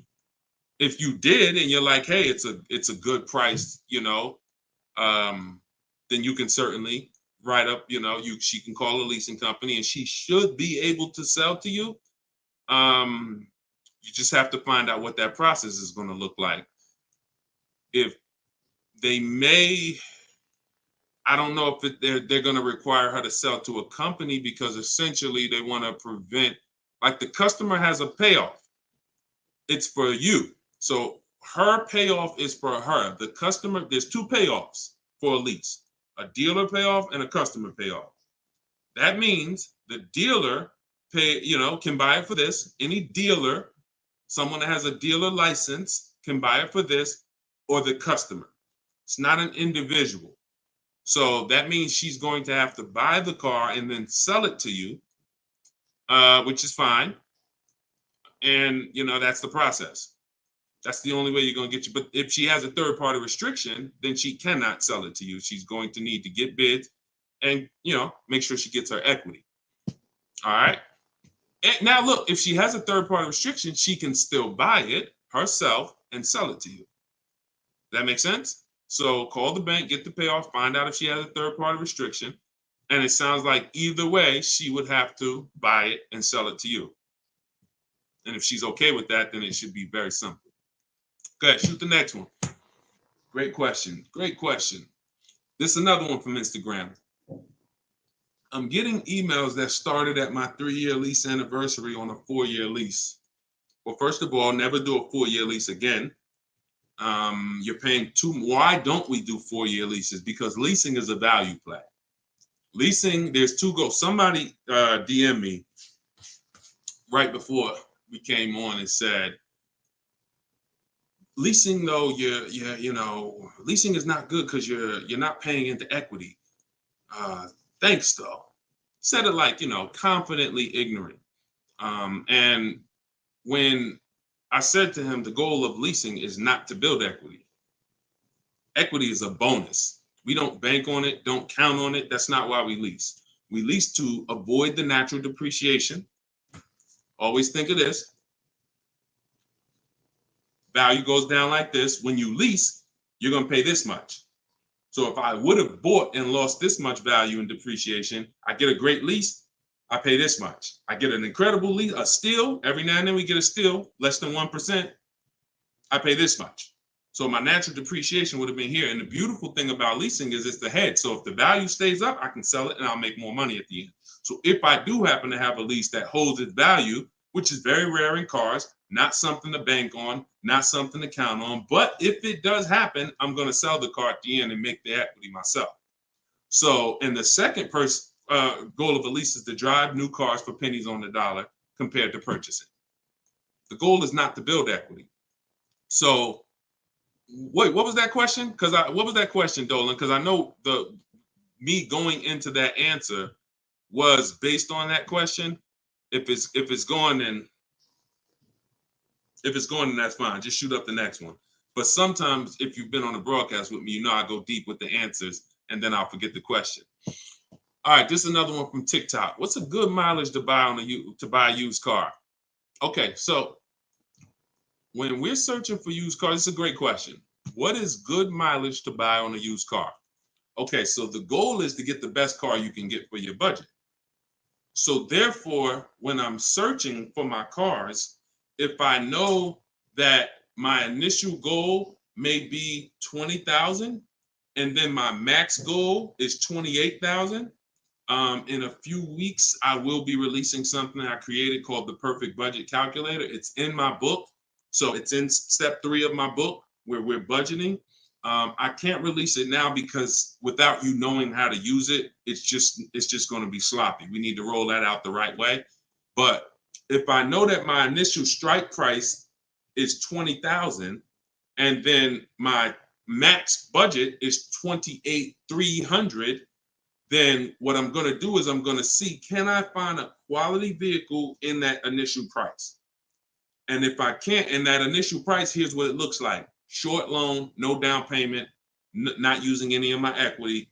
That's what it looks like. Next goal might be 6-year loan, but no down payment, no equity, and then we move on. And our max price is always going to be the longest loan we could take with any down payment. So as long as I know where all my goals are, I'm moving up accordingly, and I'm seeing, can I get a nice used car in this budget? And I'm usually starting out to look for about 10 or 12,000 miles per year driven. Look for about 10 or 12,000 miles a year driven, and then you go from there, and then you move up accordingly. And the way you move up, you either can go back a year, or you can go up in mileage to 15,000 a year average. So start wide. We'll start with a 100-mile radius usually, and then we'll look for the newest vehicle we can get with 10 or 12,000 miles per year. And then if I don't see enough options, then I'll either go to 15,000 miles average driven per year and go back 1 year to slowly expand my options. That's typically how we're going to do it. That's typically how we're going to do it. Start with the goal to find the best and don't expand. Don't just automatically go with a 4 or 5-year-old car. Expand slowly. Sometimes I'll go to a 200-mile radius if I can't find the color I want, but I see that there's cars out here, but none of them are the color I want. That tells me the market is out here and I could find it, but I got to expand my options. I don't need to go older. If I see cars in the low range where I want them to be, but I don't see exactly what I want, I'll expand the options. But if I don't see enough choices at all, then I'm going to go back a year and I'm going to go up in mileage a little bit to see if I can expand my options. Okay. All right, go ahead. Shoot the next one. Wait, hold on. Hold that question right there. Don't take it down, Dolan. It's from Instagram. Somebody said going to buy and I got to make sure I know I'm getting Facebook manually now. I got you next, Ashley. Going to buy a 2014 SRX now, 124,000. I hope you're paying cash, and I hope that you've done, some of the steps to make sure it has a good title, great service records, great accident history. All right, go ahead. All right, so this one's from Instagram. Is it normal for a dealership to want 2,000 down for a 10K car? We don't. What's normal is for dealerships to do deals that are in their best interest and secondary for you. If you're dealing with the 80%, it's normal for them to do weird stuff. It's normal for them to overcharge people. It's normal for them to do this.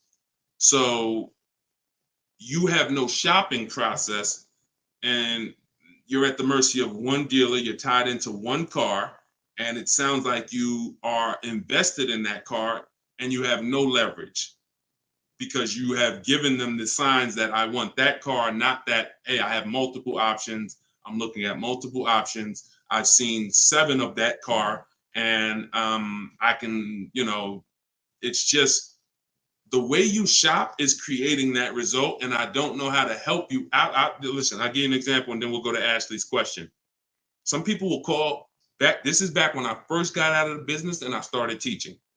I had a few people who would call me back then. They know now that I teach. I don't, I don't have time for calls, and I don't do DMs. It's just literally I make the information available. The people who want it are going to get it. But they would call me, Deshone, I'm in this dealership right now. I'm trying to get them down on this price. What should I do? I said, walk out. Yeah, but is there any way I can get them down? Do you want my advice, or you want to do what you want to do? Nah, man, I'm trying to get the best price. Okay, walk out. Because you're never going to get the best price in the dealership. And even if you think you did, you're never going to have what do we want? If anybody knows, it begins with a P. It's the most important thing. It's the guaranteeing that I paid less than everyone else. It's called price assurance. You can never have that until you start comparison shopping. You will always have a hint of buyer's remorse. If I ask you, here's the key. Did you think you got a good price on that car? Oh, yeah, I think all right. I think I did all right. Are you willing to bet $500 that you couldn't have got that car or a car like it for less money?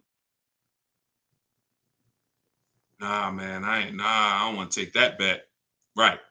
So when you look at people like this, when you look at people like, Vincent, he gets his pre-owned Lincoln. He said, bottom line, purchased a 3-year-old Lincoln Corsair, premium trim level, less than 45,000 miles, clean Carfax inspection. He said, my goal was to target a discount of 30 to 35% off MSRP. That's the true value percentage. Y'all will hear me say something like that. You can't buy a used car without knowing what it cost originally, because you truly don't know how much you save. He said, I found a deal for off of 43% off of MSRP at a dealership that delivered the car from one state away. Short conversation with their finance manager, all done on my terms. If I asked him, you willing to bet me 500 you couldn't have found a car like that for less? Yeah, I'll take the bet.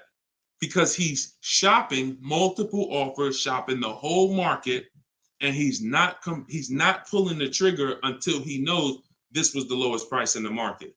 He's not invested. He probably narrowed his search down like I did with my Infinity truck. I bought a used Infinity. I narrowed my search down to the top 4, and then I went with the one that had the biggest discount from the brand new price. Brand new price was $54. I paid $31.8. I got a 42% discount.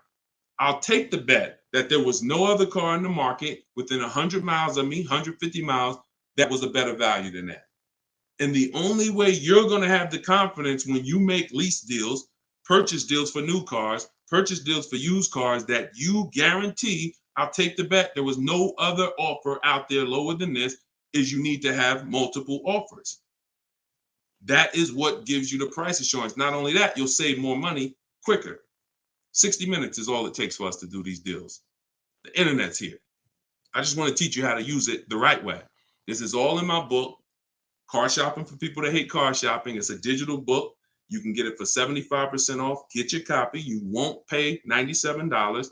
If you get to my TikTok bio before 30 minutes, get it for $24. You can be using this tonight. Same thing with Instagram. You could be using this tonight in my Instagram bio. And Facebook, if you're watching on TV, just scan that QR code with your phone, or go to deshonsbook.com. All right, shoot the next question in, and we'll get through. We still got some more time. Let's get through what I got to do. Let me take Ashley. Hold on. Ashley said I have a 2018 Escalade that needs an engine. I'm a high mileage driver. Okay, many of you are going to be in the same situation. You're going to be like, Dad, same question I was going to ask. So a lot of you in the same situation. I have a 2018 Escalade that needs an engine. I'm a high mileage driver, so my car value is lower than my loan now. I need a new car. What do you suggest to trade in or lease? It's a 2018 Escalade. You don't need a new car. You need an engine. See, here's what you're doing, Ashley. Here's what you're doing. Car's values here. Engine goes, car's value is almost nothing. 2018 Escalade that would normally be worth several, a good amount. With no engine, it's worthless. So the worst financial decision would be to get rid of the car in that position. I mentioned my dad. He bought a GMC Envoy. It was pre-owned, 3 years pre-owned when he bought it. Engine went out maybe 3 years later. He got a mechanic. He got his mechanic, local mechanic, reputable mechanic, got him a used engine, put that engine in there about 5 years ago. Maybe 6 years ago. He's been driving it ever since. See, because we're not comparing the cost of replacing when you are doing this. If you're willing to take the hit, which is going to be a 5-figure hit, to get out of that car, an Escalade engine with an easily replaceable item that would keep that, and you have a loan, you can do whatever you want to do. But the best thing for you to do is to find a local mechanic, a reputable mechanic, ask around, ask on social media, who's the shop that everyone knows. All of you who have a car, if you have a car that doesn't have a warranty, a local mechanic is a must. A local shop that you build a relationship with that everyone knows is a must.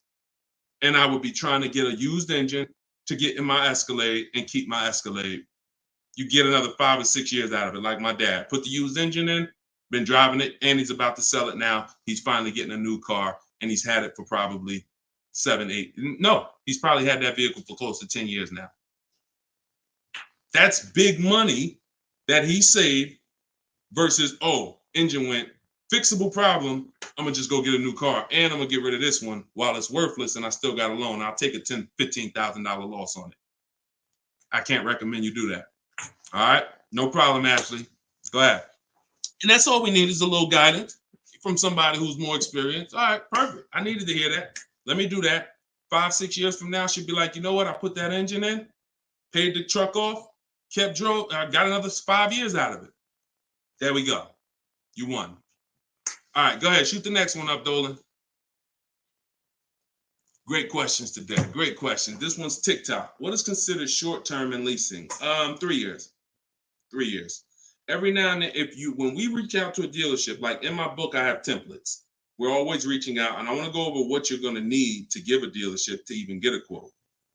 The things that you need is you're not realizing it's hard for you to shop online. One, because there's trained people who are trained to get you in the dealership or make it hard for you to shop online. But two, you're not giving them the information they need to actually compete for your business. So when you reach out, we always reach out for a 3-year lease, 39 months as well. We let them know by email. We're open to 39 months. And we shop our leases with 12,000 miles. First payment due at signing only, taxes and fees in the payment.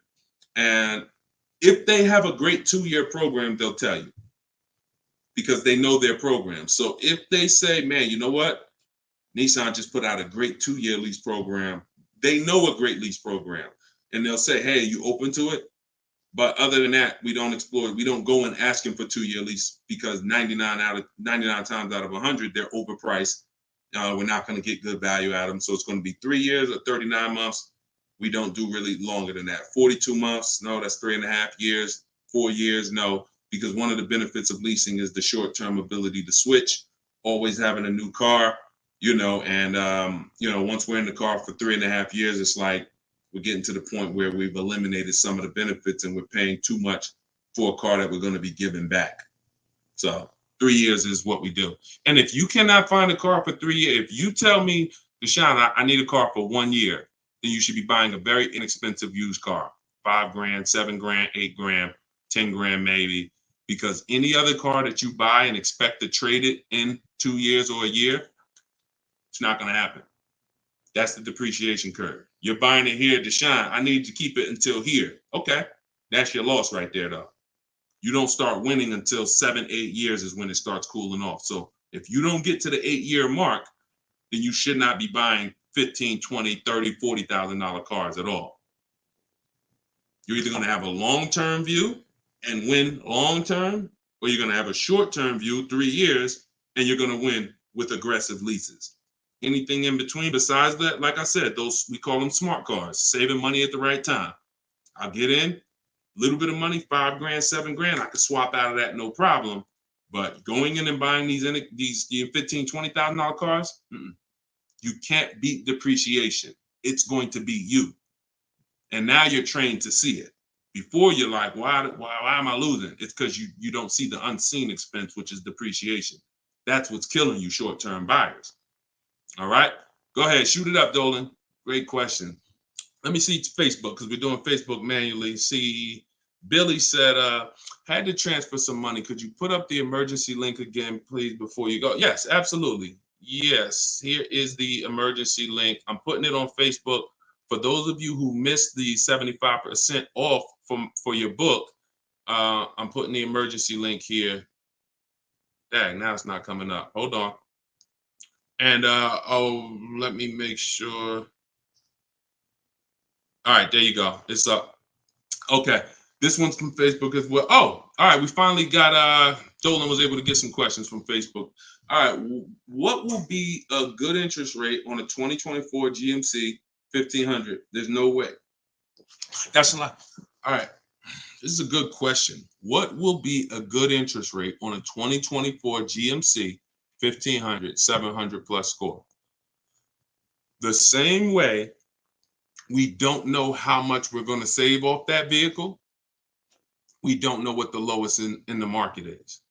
We don't know what the lowest offer in the market is. We get bids to see. And there's 3 steps in what I call the bank bidding war.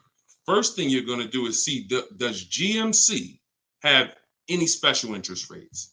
Whenever you're looking for a car, there's 3 steps in this bank bidding war where we have multiple banks and credit unions fight it out for our interest rate, for our loan, because there's a lot of money in loans. If you're buying that's about a $70,000, $80,000 truck, depending on how much you finance, literally 1 point on the interest rate might be $200 to $2,500. 1 point. So if you're not taking shopping for your loan as serious as you're taking shopping for the price of the car, you're going to lose thousands of dollars. So we bid. Now, if you check and you see GMC is running 0.99, there's no reason to shop anywhere else. No one's going to beat that. That's like a finance rebate. That's always the first thing we do. Check, is there any special interest rates on the car? Certified pre-owned car, any special interest rates? If we see that, that eliminates the need to get bids. Now, we don't always buy certified pre-owned cars, because if they're not priced competitively, we're not overpaying to get a certified pre-owned car. So sometimes you'll see $3,000, $4,000, $5,000 more for the certified pre-owned. No, we'll buy a quality car that's not certified pre-owned and be in a better financial situation. But once you find your best offer and you get your bids on that truck, whoever wins the bid, we get at least 5 offers. In my book, I call this the 25 to 5 strategy. We connect with 25 dealers online.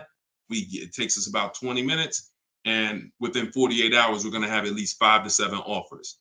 Once we identify where the best offer is from, that is the person we're going to get the purchase order from, buyer's order that has all the numbers written up, and we are going to call our bank, our credit union, or go online, and we're going to start letting people access our credit. It's never before. No one is ever touching our credit before we have found the vehicle we're buying. There's no hard pulls ever before we have found the vehicle we're buying. You don't need hard pulls to get offers. You don't need hard pulls to get quotes. Deshone, they told me I did. They lied to you. You don't need them to get quotes. And if you do what I'm telling you to do, you will expose. Oh, look, you gotta understand that you need to unlearn anything that is not what I'm saying. Test my stuff until it doesn't work. That's what you do. I'm telling you that you bring me your goal and then you test what I'm telling you until it doesn't work. Don't add to what I'm telling you. Don't make up your own. All right, I'm gonna just freestyle this part here. Don't do that. Take what I'm telling you, use it, and then you'll see the difference. But you can't mix what I'm telling you with the old way that you used to buy. It's not gonna work. You have to do all of what I'm saying because I have this thing to a process. It's like McDonald's. You can't go in and just say, "Oh well, I know I'm supposed to take the fries out when the thing starts beeping, but I think the people might like the fries a little less well done. I'm gonna take them out early." You can't. Don't take the fry when you hear the beep. That's what it is. So this is how you do the bank bidding war. You're going to find your car, come home. You're going to get multiple offers because the credit bureaus allow you many days to let people bid for your credit as long as it is within a certain window of time. Experience says 14 to 45 days. If they look and see, oh, you were rate shopping, then that's going to have the same effect on your credit as one hard pull. So if one hard pull would have dropped your credit 9 points, 30 hard pulls will drop your credit the same hard points when you come out of the rate window. So once you get all those bids from home, your bank, your credit union, online, go online, car loans online, Lightstream, all these people. And then whoever wins that bid, you now call the dealership. Hey, I got this rate from my, whatever, ABC Credit Union, ABC Bank. And you see if the dealer banks can beat that because the dealership has another 9 or 15 banks.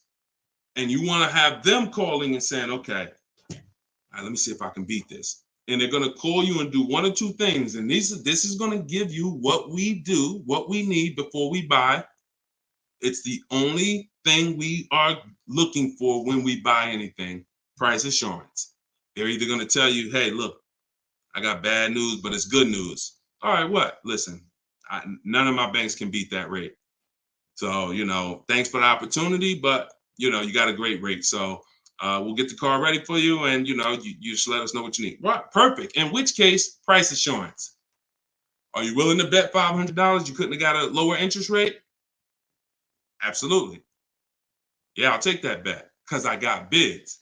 Or they're going to call you and say, listen, great news. Look, you had a good rate, but I got a bank that's going to beat it. They're going to beat it by half a point. They're going to beat it by a point, whatever. If they beat it by half a point, they just saved you another $500. Depending on the loan, could be more. So that's the bidding war. And that's how you don't ask, how much can I save off this vehicle? How much is a good interest rate? You get bids and you let the bids reveal what the bottom of the market is. Everybody clear on that? If you're getting value and you're clear on that, type $signs if everybody's clear. Everybody clear? Type $signs if you're clear. Thank you. Absolutely, Wanderson. I'm glad.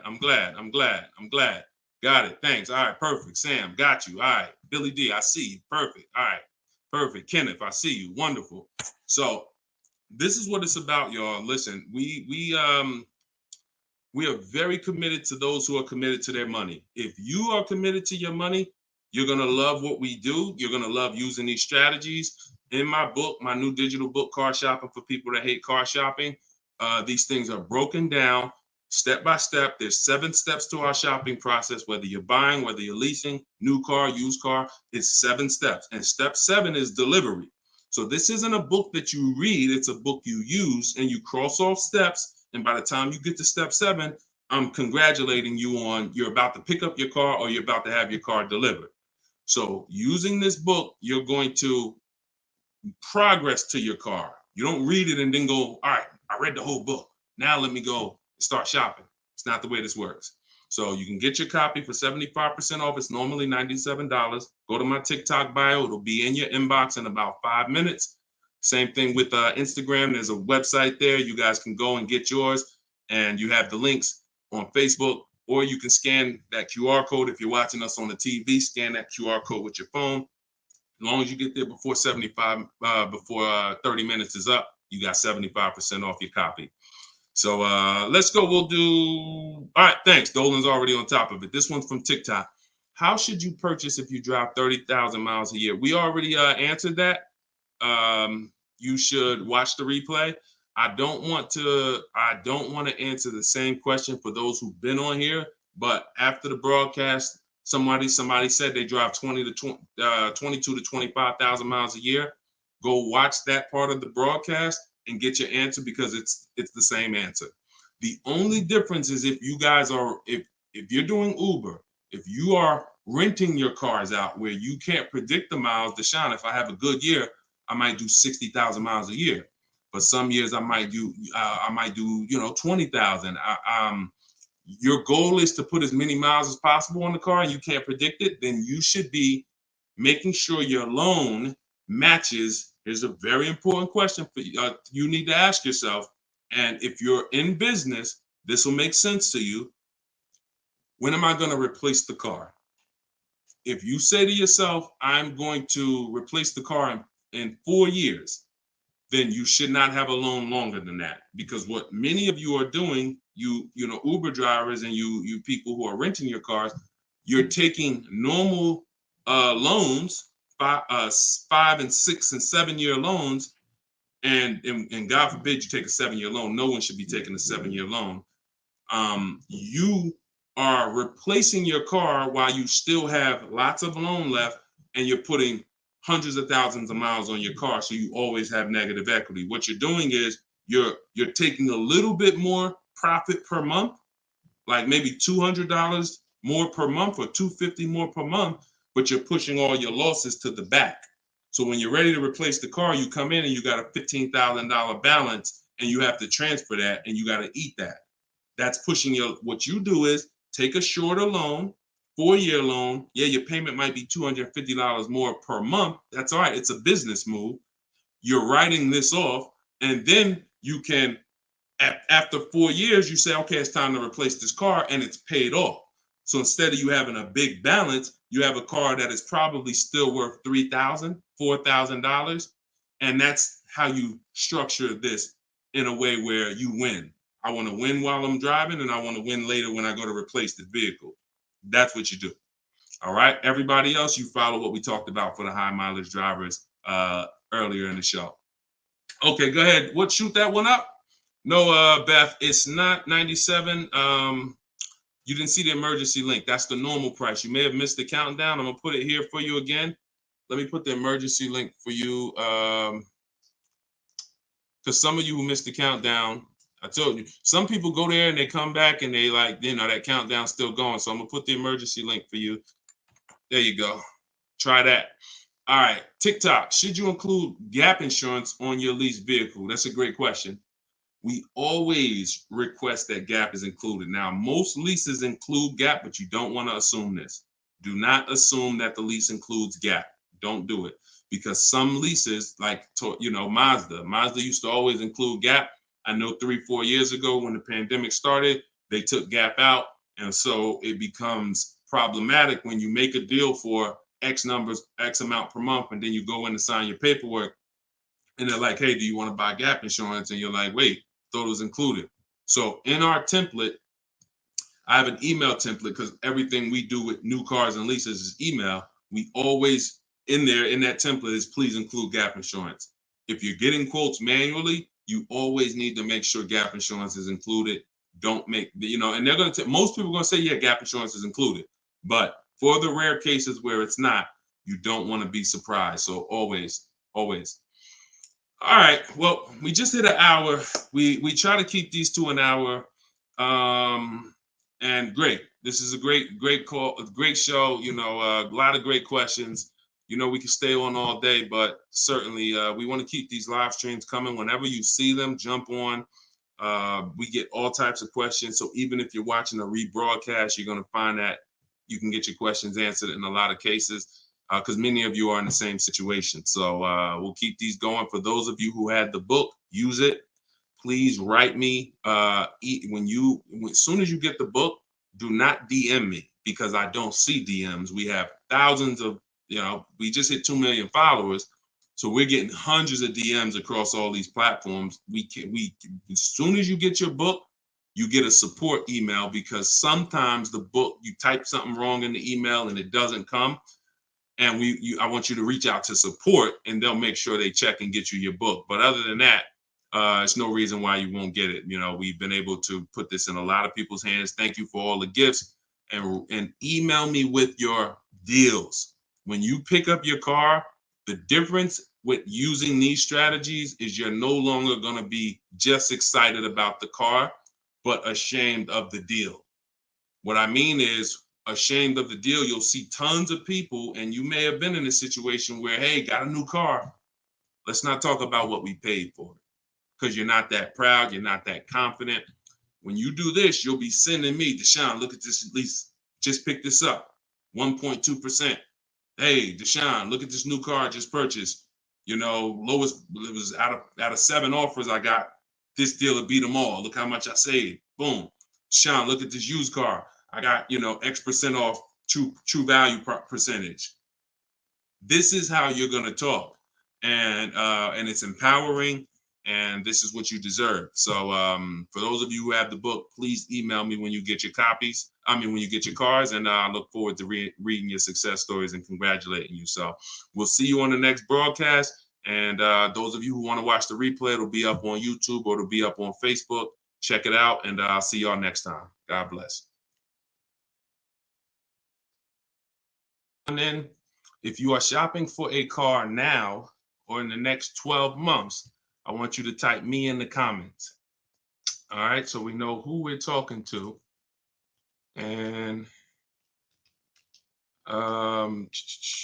Instagram. All right, Instagram. I see Instagram log this out again because I switched from the screen. We're just getting used to this. But as you come in, if you are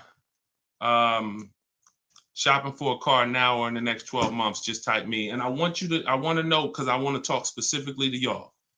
If you're shopping for a car, after that, that's fine. But I want to talk specifically to the people who are shopping now. Now, after you let us know if you're shopping, I want you to check in. Where we at? Where are we at today? Let me know where you are in the country. I like to do a roll call, check in. Where are we at in the country? Good to see you, Calvin. Good to see you, Catrella. Good to see you, Charlicia. Steeler Nation, St. Louis in the building. I see you. Okay. Hold on. Let me go here. TikTok. All right.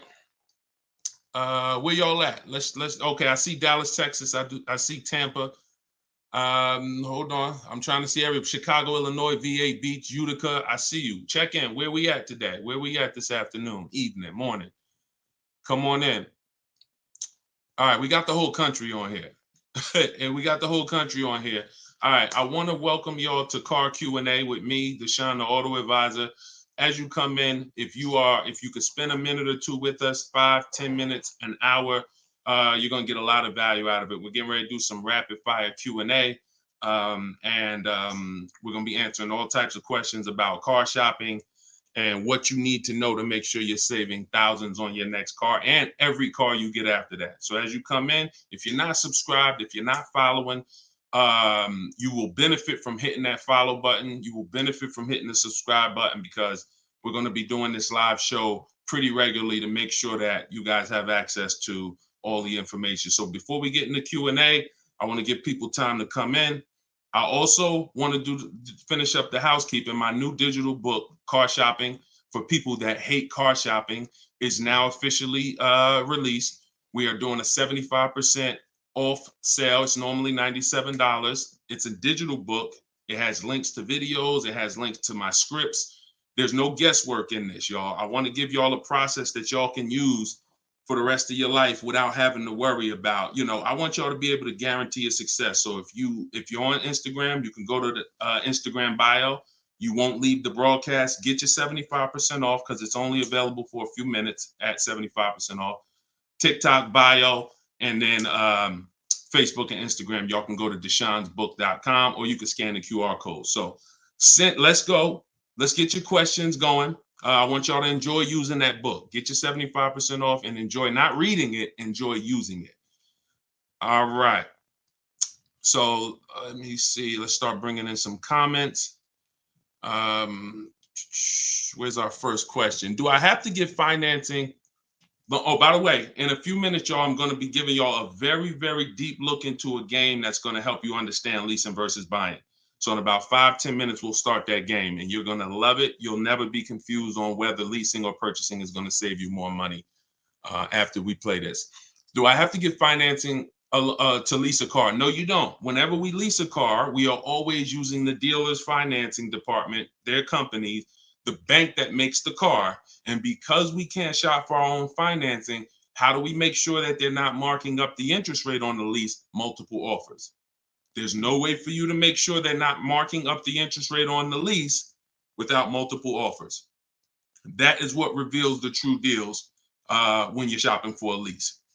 So there's no interest rate to shop for, but we must protect against interest rate markups with multiple offers, because some dealers will mark up the interest rate and never tell you. They'll just give you the quote, and they're depending on you not shopping their competition to find out that they marked up the interest rate on the lease. All right. So when you get your offers, it's always with multiple offers. Shout out to the sharers. Shout out to everybody who's sharing the broadcast. If this is your first time on a live with me here, just type 1. Type the number 1 if this is your first time on a live. I'm near the end of a 3-year lease. Is it best to buy the vehicle or lease another? It's very rarely best to buy. Very rarely. Shout out to the first time viewers. Good to see y'all.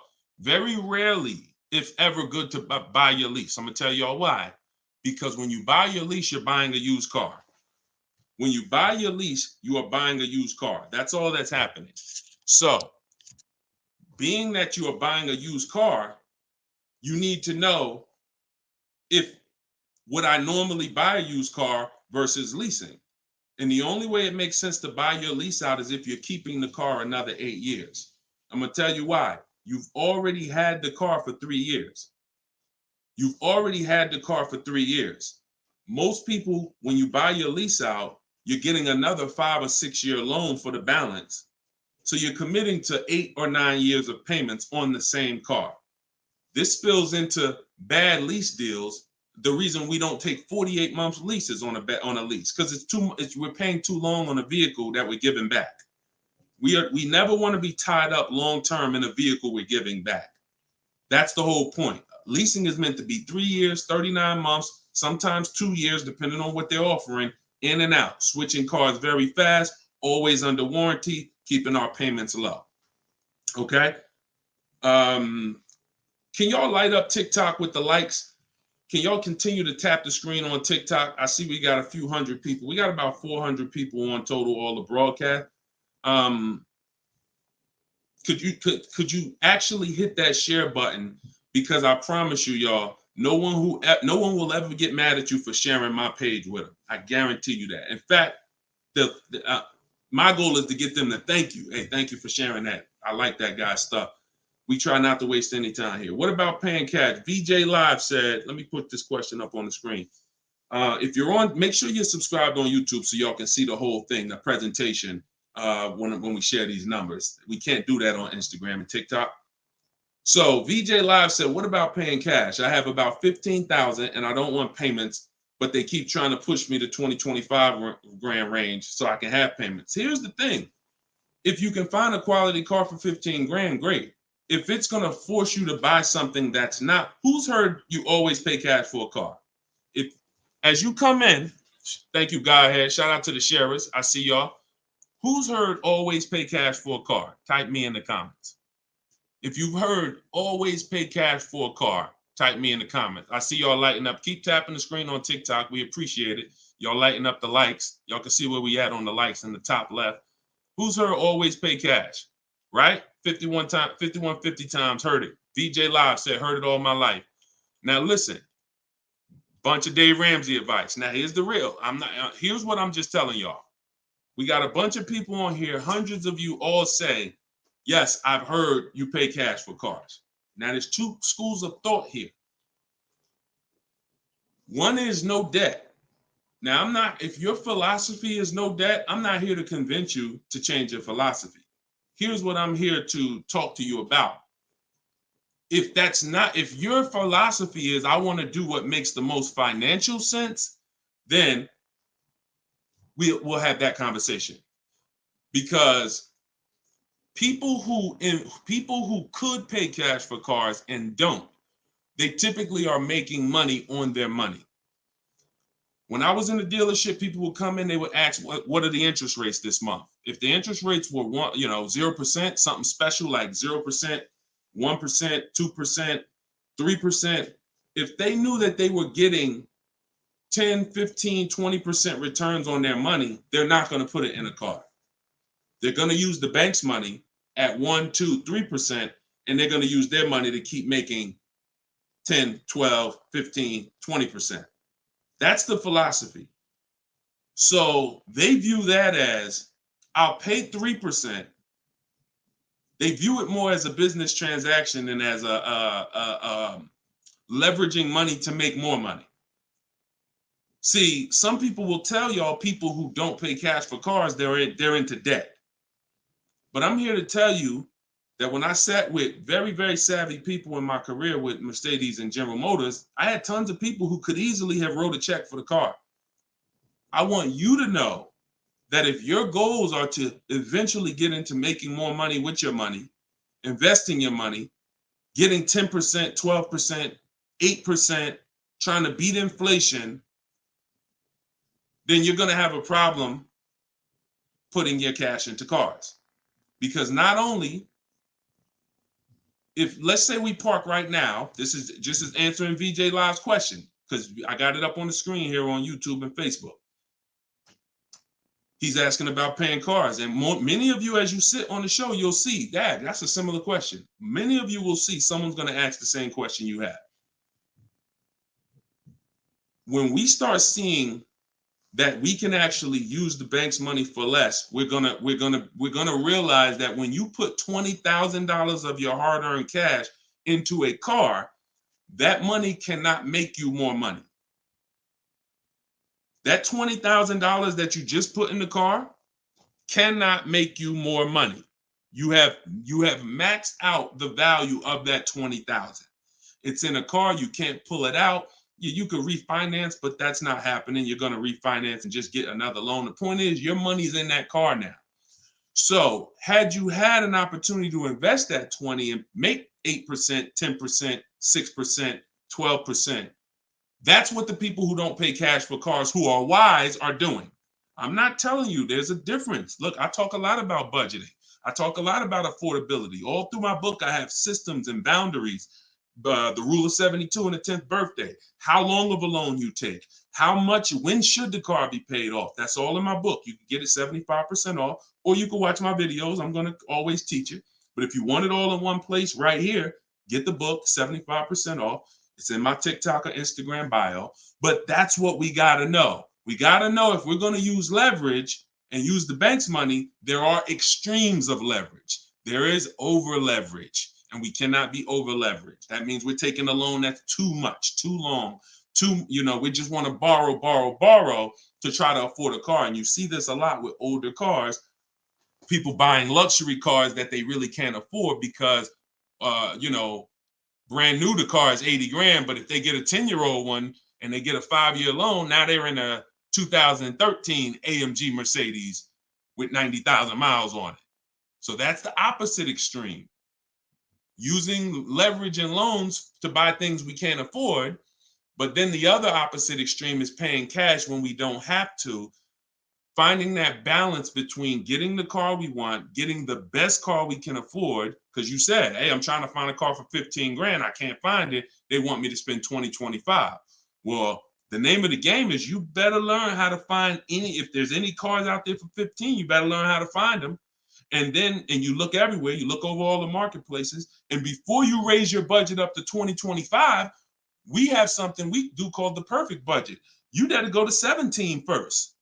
You don't go from 15 to 2025. You go from 15 to 17. See if I can find anything good for 17. Oh, I can't. All right, now I go to 19. And I have this calculator that's going to help you guys inside the book. It's called the Perfect Budget Calculator. You put in the money you have, you put in what you want your payment to be. It's going to tell you how much car you can buy. You put in your state, so we could have. How many times y'all walk in, right? And you're like, man, I want to spend 25 grand on a car, but you forgot to factor in taxes and the fees. How many times does that happen? Type ouch if you've ever dealt with that. Let's be willing to be honest. You had a budget in your mind. This is what I want my monthly payment to be. This is what I want to spend on the car. Next thing you know, you're a little over that budget, or sometimes a lot over that budget, and you're leaving like, I see, all right, I see you, 919 Mike. Thank you. I see you, Mika Larkin. Shout out to everybody willing to be honest. See, in order for us to really make sure we don't make these mistakes, we got to be honest of the fact we've made them. So that's what we want to do. We want a budgeting system that tells us when we can. You spend any more than this, and you're going to be over your budget. You said you want a payment of $400 a month. That means you said you only got $1,000 to put down, or nothing to put down, or here's what you can spend on a car. And when you use this perfect budget calculator, you're going to never go over budget. Because honestly, y'all, we don't want to be anywhere near our top of our budget. We want to be shopping under our budget. That's where I want y'all, under your budget. That's why I said if your budget was 15 and then your max might be 20, 25 with a loan, all right, we got to go from 15 to 17, to 17.5 to 18. We don't just jump to 20, 25. But we need a methodical system to do that, to help us do that. How do I get out of an upside down lease? Jose, you can only sell out of it. That's all you could do. You can sell out of it. If you, no matter what, y'all, who's in a car that they want to replace and they think they're upside down? They may have some negative equity. This is all in the book. I would really like y'all, the reason why I'm doing the 75% off, couple reasons. The book just officially came out. But I really want y'all not having to remember this. Yes, this live rebroadcast is going to be syndicated. So no matter when you're watching it, the information is going to be valuable and applicable. But I really want y'all to have the book so that you can actually reference the information over and over again. Thank you, B-Bad. Thank you for this info. Thank you, SJF Racing. So, all right. Yes, 25 goes to 30 real fast. Let me show y'all something, and then we'll continue. This is where we are right now on Goodreads.com. We're rated 4.94. We've already received 27 reviews, 31 ratings, and the book hasn't been out yet. So if you go to Goodreads.com, if you're on YouTube, if you're on Facebook, you can see what I'm posting. But I'm sharing the fact we're already rated 4.94, 31 ratings, and the book hasn't come out yet. So now that it's officially out, I really want y'all to have it. And so make sure you take advantage. Get your 75% off. It's normally $97, but while you're watching here, it's 75% off. Everything I teach is in there in one place, so you don't have to remember it. All right. If you have let's talk to the people who are in an upside down lease or upside down loan. First of all, we don't want to be there. I'm gonna tell y'all why. If you're in an upside down lease, that means you didn't pick your mileage correctly. That means something happened, because with a lease, you have to have predictable miles. You have to know how much you're going to drive roundabout. You got to be able to guesstimate. That's why if you're running a Turo business, when you're trying to rent the car out for, 40,000 miles a year, or you don't know how much it's going to be on that car. Could be 20, could be 40. A lease is not good because you can't predict the mileage. But in normal life, we can predict our mileage very closely. Now, when things happen, let's say you were working at home, and now all of a sudden you are, you're not working from home anymore. Now you got to drive into the office to 20 miles away. Well, that's a lifestyle change. That can lead to you racking up mileage penalties. But here's what we don't want to do. You don't want to buy that car, y'all. I'm going to tell you why. Every time you lease, you have a price that you can buy the car for. Most times, it ain't worth that. Yes, in the last couple of years, we saw a couple cases where, the buyout prices were good. Before the pandemic, the buyout prices usually were nowhere near what you could get a comparable used car for. So if your car was 3 years old with 36,000 miles on it, the prices they were putting was to make you not buy the car, was to make you send it back to them so that they can handle it and resell it.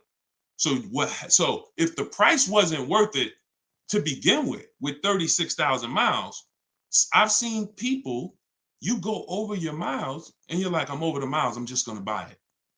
The price wasn't worth it with good mileage. The price wasn't worth, if you had 36,000 miles, that car wasn't worth you buying for the buyout price. You actually have 48,000 miles and they want you to pay the same price for it. So it's important that if we have to deal with penalties because we didn't structure the lease correctly, or because we didn't quite know what we were going to be driving, or we had a lifestyle change, taking the penalty and applying it over to our next deal is always, not always, but in most cases, going to be less money than us buying an overpriced car with high mileage now. We cannot just keep buying our leases without doing a market check. So when you asked about how do I get out of a lease with negative equity, all you can do is find out what the penalty is. There's 3 ways that you could get out of this thing. You could either pay the difference. So if you got, you could wait until your mileage, and this is, all right. If you have negative equity on a lease, I don't even like to call it negative equity because there's no such thing as negative equity on a lease. There's penalties. That's different. Penalties. On a car you purchase, yes, there's negative equity. You bought it, you have a loan on it, the value is not worth the loan. Negative equity. With a lease, we have penalties, over mileage penalties. And now some people say, well, I'm going to go over mileage. I'm going to get out of the lease 3 months early. But you don't realize if you get out of the lease early, what do you still have remaining? Payments. Three months of payments, 6 months. Who's ever had a dealer say, hey, don't worry about the payments. We'll take care of the old payments. Who's ever heard that? Type me if you've ever had a dealer say to you, don't worry about the old payments. We'll take care of the old payments. Okay, lots of you. The problem with that is the payments don't disappear. They always get rolled over to the next lease. They always get rolled over to your next deal. So what I want y'all to start doing is I want y'all to see that. The money is not hitting. When you have negative equity, 5,000, you got this baggage from your old car, it does not go away. It gets either transferred or you can pay off the difference. So the key is to stay out of negative equity, to stay out of penalties, because yes, once you have them, they have to be accounted for. We got to find our great deal, and then we got to bring our penalties over on top of the great deal. That's all we can do. Now, you better try to see what your car is worth selling it, because you said you're over miles. You call your leasing company, you get your payoff, you find out what your cash offers are. Go to Vroom. Vroom's out of business. Sorry, CarMax, Driveway, Carvana, AutoNation, and Kelly's Blue Book Instant Cash Offer. You can go to Car Guru, Sell My Car Too. These are all people that give you cash for your car. That's what your car is really worth, what those companies will pay. Whoever's the highest bidder, we take that. See, what I'm teaching y'all, and some of you are going to get it immediately right here, right now. Some of you, it's going to take a while to get the fact that your money comes when your savings come when you start learning to make people bid instead of getting one offer. You get the most money when you start learning to make people bid. And so what you have to do is get multiple offers, find out what your car is worth. When you go on those websites, when they ask you, is it a lease, say no, because their websites are set up to where if you put it's a lease, it's going to automatically trigger that they can't buy it. but they can buy it. We've been doing this, y'all. I got hundreds and hundreds of members in Cars from Home University. We shop all around the country. You must put no when you're getting offers for a lease because their computer is set up to automatically think that it's a third-party restriction and they can't buy it. But when you call your bank, you're going to ask them, do I have a third-party restriction? If they say no, then that means you can sell to anybody. But again, the way these companies are set up, they saw us making all this money on these cars, and the bank said, no, we got to do these third-party restrictions. And there was so many people going to those websites saying, oh, I'm about to sell my lease. And then they would get there, or they would talk to them and they would say, no, we can't buy it because it's a third-party restriction. So they just made their website default to we don't buy leases, but we do know if you don't have a third-party restriction, they can buy your lease. And it's very important for you to know that. And if you do have a third-party restriction, it doesn't limit the fact you can sell and make money. It limits who you can sell to. When you have a third-party restriction, they say what they're saying is you can only sell your car to a dealer that makes the same brand. You cannot sell to a third-party, Carvana, Driveway. You can't sell to them directly.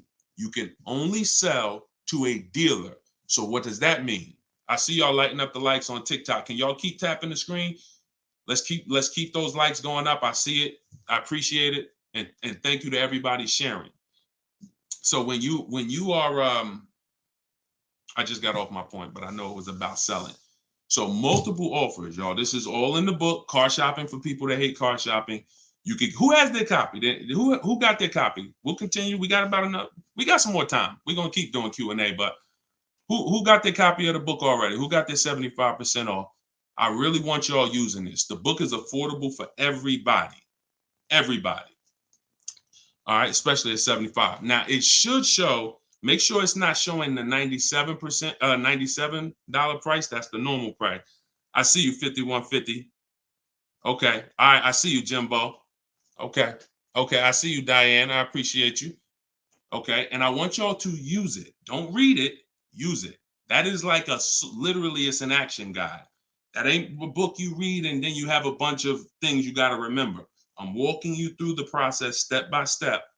And again, everything I teach is in my videos. So I don't hold back in my videos, but I do want y'all to have access to all the information in one place. If you don't want to cycle through all my videos to try to find it. All right, is it worth buying a car from Carvana? That's a great question, Danny. It depends on if it's the best deal in the market. Danny said, is it worth it to buy a car from Carvana? Now, you can put anything in there. You can put Driveway, any of these online sites, online car buyers, online used car sellers. But here's the game that we avoid. We cannot shop from them exclusively. Because here's what they try to do. They'll try to sell you a car based on variety.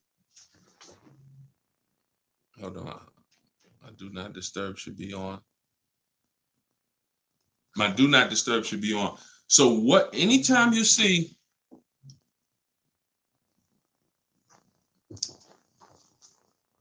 hold on one second. I keep getting a call and I don't know why it always does this. I don't want to lose the people on Instagram. Hold on, Instagram. We got you. All right. We should be back on Instagram now. Okay.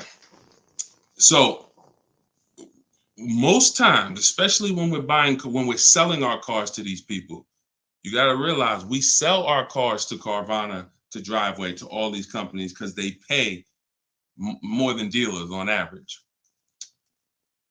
If they're paying more than dealers on average, they're usually not the lowest price. When they're selling the cars, they're usually one of the highest. You can't pay people more than dealers and then turn around and sell for less than dealers. That could be part of the reason why Vroom went out of business. But whenever we shop for a pre-owned car, Carvana is always on the list. Whenever we shop for a pre-owned car, CarMax is always on the list. Driveway is always on the list. Why? Because we shop everywhere there's a used car. You may have been trained to shop local with used cars or to shop one, oh, I only go to Car Gurus. Then you're missing the stuff that's on cars.com. You're missing the stuff that's on carfax.com. You're missing the stuff that's on driveway. You're missing the stuff that's on CarMax. So we got it just the same way. If we were buying a baby stroller, we're gonna go to Walmart, right? .com. We're gonna go to Amazon, right? We're going everywhere, right? That's the same way we got to be when we're shopping for used car. Carvana is just one marketplace, and unfortunately, there are people who shop from them exclusively because they're like, "Oh, I just love Carvana. I don't have to go into the dealer," and they don't realize that one, you can buy, you know, what I teach you won't be in a dealer more than 30 minutes, and also, if I'm not checking their prices, I'm gonna overpay, and I'll literally have a, you know, oh, I didn't have to go to a dealer, but I got a car in my driveway that I could have got for 5,000 less if I just shopped around the right way. I did just mention Auto Trader. Auto Trader's on our list, Alex. Auto Trader is one of our marketplaces. It's one of the marketplaces we shop on. It's just like a Walmart. It's just like a Amazon.com. Auto Trader is a big one. We definitely don't skip any used car marketplace. Now, we don't use Auto Tempest because Auto Tempest pulls and aggregates some data from other people's websites. They're not their own marketplace, so they can't get all the data. So that's why I don't use them. We just go direct to the marketplaces themselves because no company has the rights to market everyone's product. And so as long as no company has the right to market everyone's products, the only way we're going to see all the product is by being on all the marketplaces. But I'll show you how to do this quick. This shouldn't take you more. Look, y'all, this is going to sound crazy, but it shouldn't take you more than 60 minutes, 90 minutes to get your best deal on a car. No, 90 tops. Tops. Not only do I want y'all saving thousands, I want y'all to save time. Deciding what you want, shopping, test driving, that takes time. That's fun. Getting the deal, that should not take you more than 60 to 90 minutes when you learn how to get bids. Okay. And the more you stick around, the more you use what I teach, you're going to make deals and save more money in like less time. I don't want to spend more than 60, 90 minutes getting my car deal, and I don't. All right. Ivan said, planning to get a new car ASAP. What are the steps to prepare that you would suggest? Well, first thing is to know whether you're buying or leasing. Let's go into this game. All right, let's go into this game. Thanks for reminding me. Now this is a game that I've done this on in some master classes. This is also in Cars from Home University, my video library. So what I want to show y'all is this game I like to call Who's Winning. Okay? This is why. Now listen, we're getting ready to make some people mad at some people. I don't want y'all to get mad, but once y'all see this, y'all are going to be mad at some people who taught y'all bad information about leasing, and it's cost y'all money. This is always step one. Now I'm getting calls from Facebook. How could this is so weird. I don't get how the heck I have my phone on do not disturb and I'm still getting calls. That is so weird to me. Got to figure that out. So bear with us, Instagram. Instagram is always the one that has to bear with us, you know. But all right, so this is what we're doing here. And look, go to YouTube or go to Facebook and watch the rebroadcast. Rob Rue said, "Where do I purchase the book?" Everybody who wants to purchase the book and get the 75% off, if you're on Instagram or TikTok, go to my bio, click the picture of me. Go to my bio, you'll see a link, and then you'll see 75% off. Grab it. You won't even leave the broadcast, so you don't have to worry. You'll be right here. You'll still be able to hear me. And then if you're on YouTube, or you can go to deshonsbook.com. If you're on Facebook, go to Deshone's Book, or you can scan the QR code. So what we're about to do, I'm going to ask y'all a question. We're going to go down the road and we're going to compare two different people here. People who buy a car and people who lease. This is step one. Before you think about how much you're getting for how much you're going to pay, your budget, any of the things. Do I have down payment? Before we think about any of that, I want y'all to know what the most important question is. That's leasing versus buying. So on this screen, I'm comparing a person who leases and got a brand new $40,000 Jeep Grand Cherokee 2024.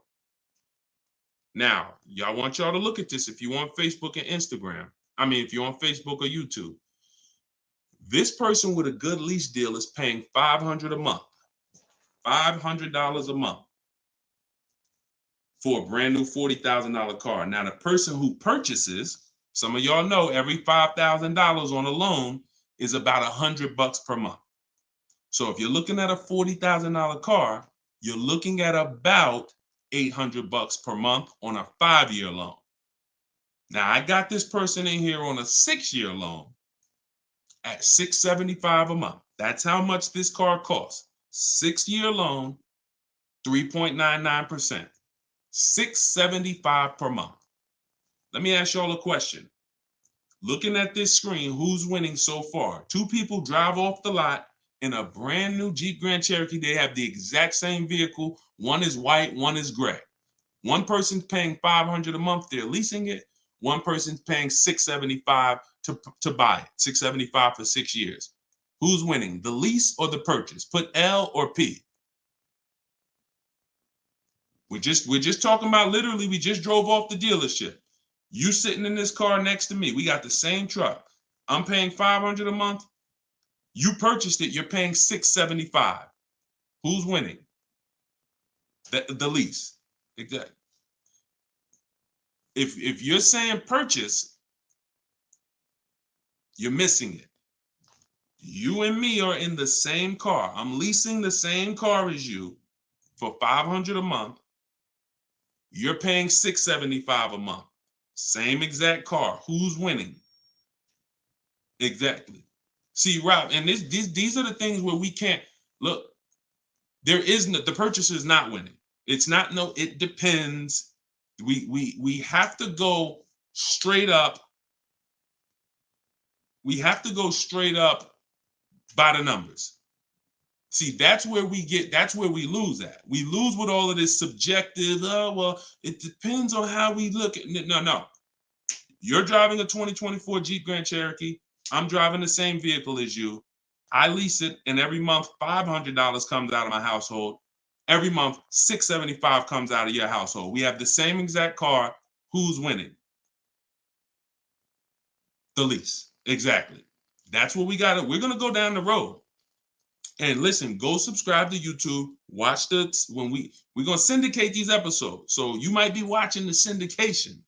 It doesn't change the value.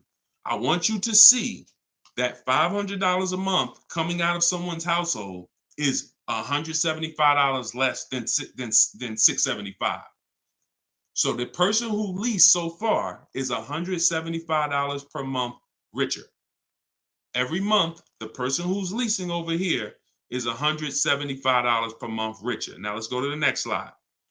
Now, 3 years later, person wants to buy. Person wants to buy. Now, here's the thing about the purchase. There's an amount you owe. On a 6-year loan, they would owe $24,000 at the end of 3 years. I've already done it. You can watch this. That's how much the balance on their loan would be. It would be $23,400. So that's the amount they need to break even on the car. Now, mind you, they've already spent $175 per month more than the person who leased. So they're $6,300 poorer. You can see they're $6,300 poorer. See, I want y'all to see that everything that you're doing when you're not leasing is trying to catch up to the person who got a great lease deal. Everything from the moment you purchase, you're putting so much money out into the car compared to the people who get great lease deals that now your only goal is to catch up to them. This is why this is step one right here. Go to YouTube, watch it on YouTube so you can get the whole view. So 675, 500. Now, this vehicle, y'all, is 40,000 brand new. What is a 3-year-old vehicle worth after? If it was 40,000 brand new, what is it worth after 3 years? 40,000 is a fair estimate 24,000. I tried to look at what I believe a fair estimate is for a 3-year-old vehicle resale value. If we purchase a vehicle for 40,000 in 3 years, when we go to trade it, 36,000 miles, is it fair that vehicle, a fair estimate is about $24,000?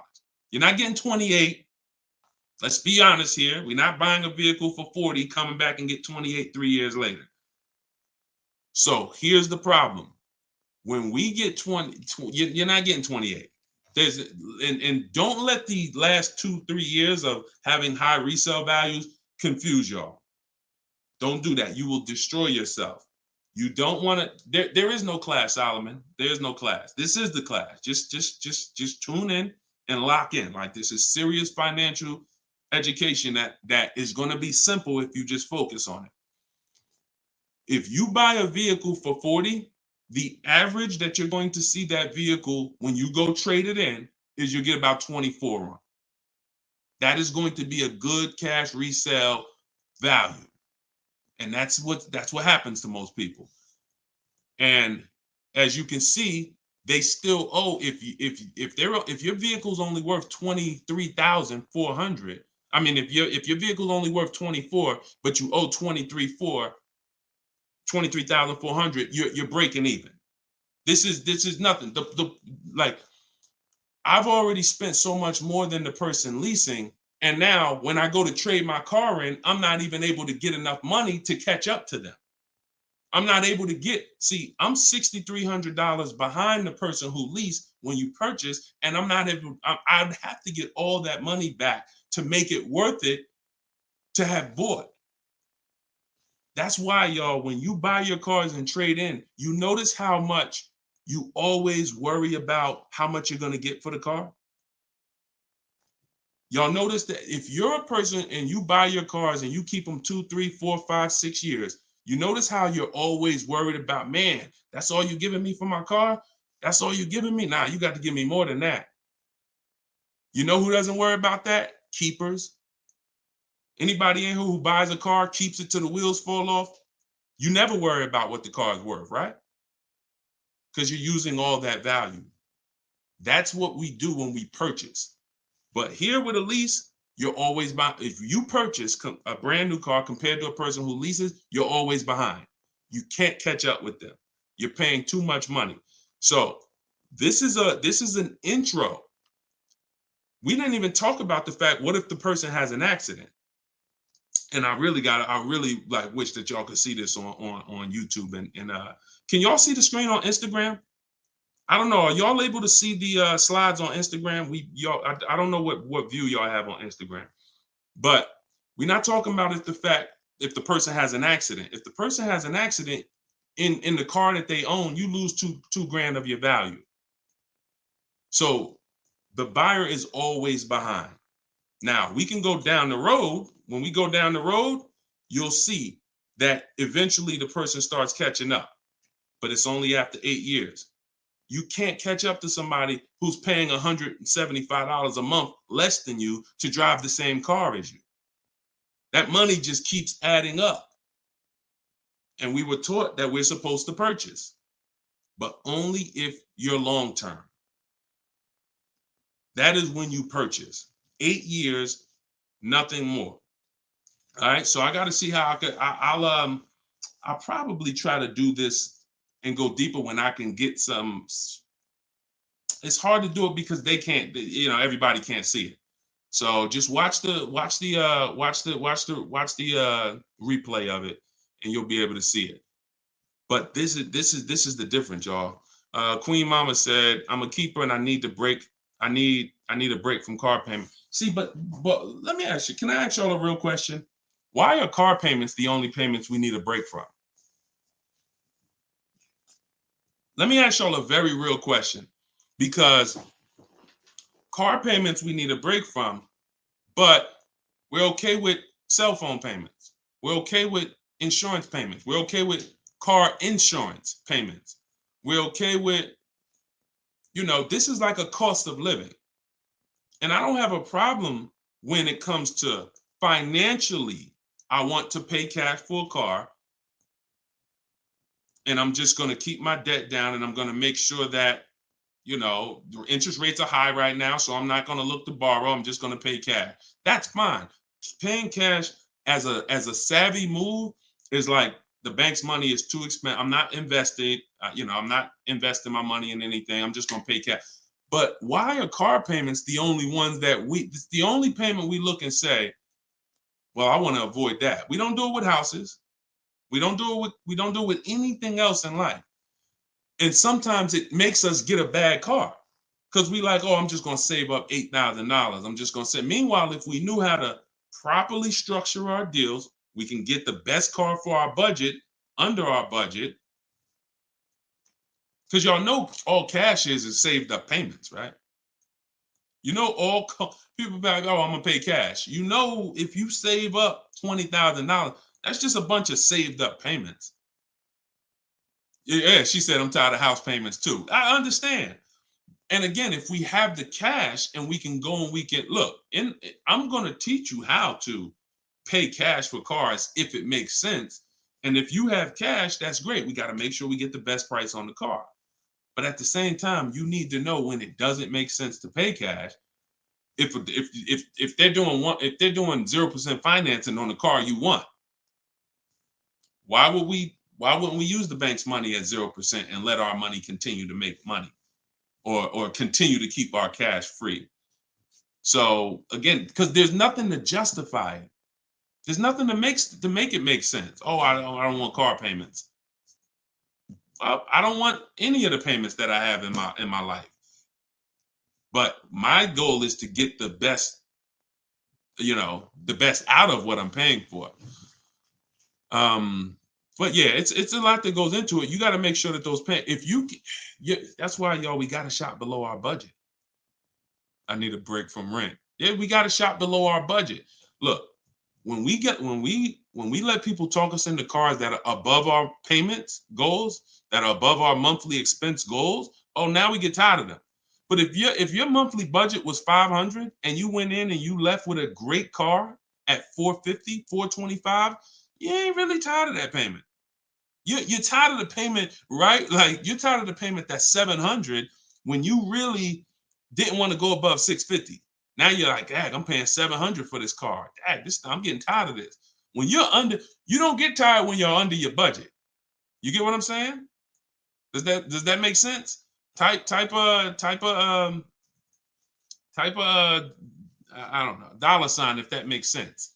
We only get tired of payments when they're over our budget. When they're comfortably within our budget, we're never tired of them.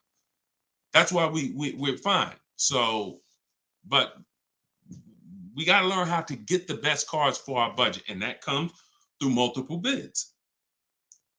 You have no idea. And then it comes through leasing versus buying, which is what we've been talking about in this initial thing. I'll try to get everybody on one stream, where y'all could all see, because I really want to focus on the people who can see the slides.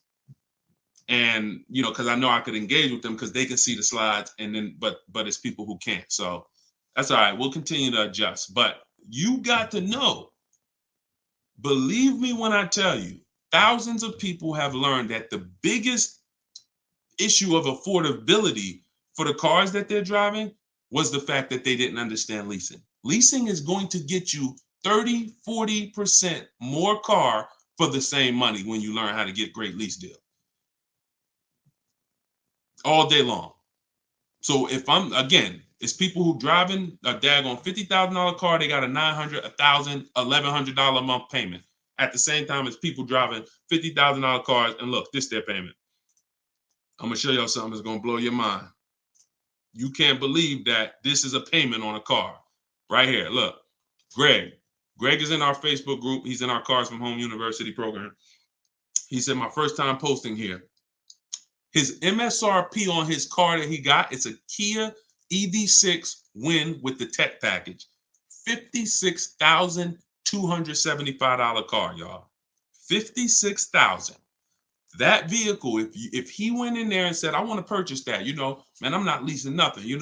How much is it? That vehicle is $1,100 a month on its best day. 5-year loan, $1,100 a month. If he stretches out the loan 6 years, maybe it's $1,000 a month. I don't ever recommend you go above a 6-year loan. When we get into structuring our deal, y'all gonna hear me talk about the rule of 72, 10th birthday.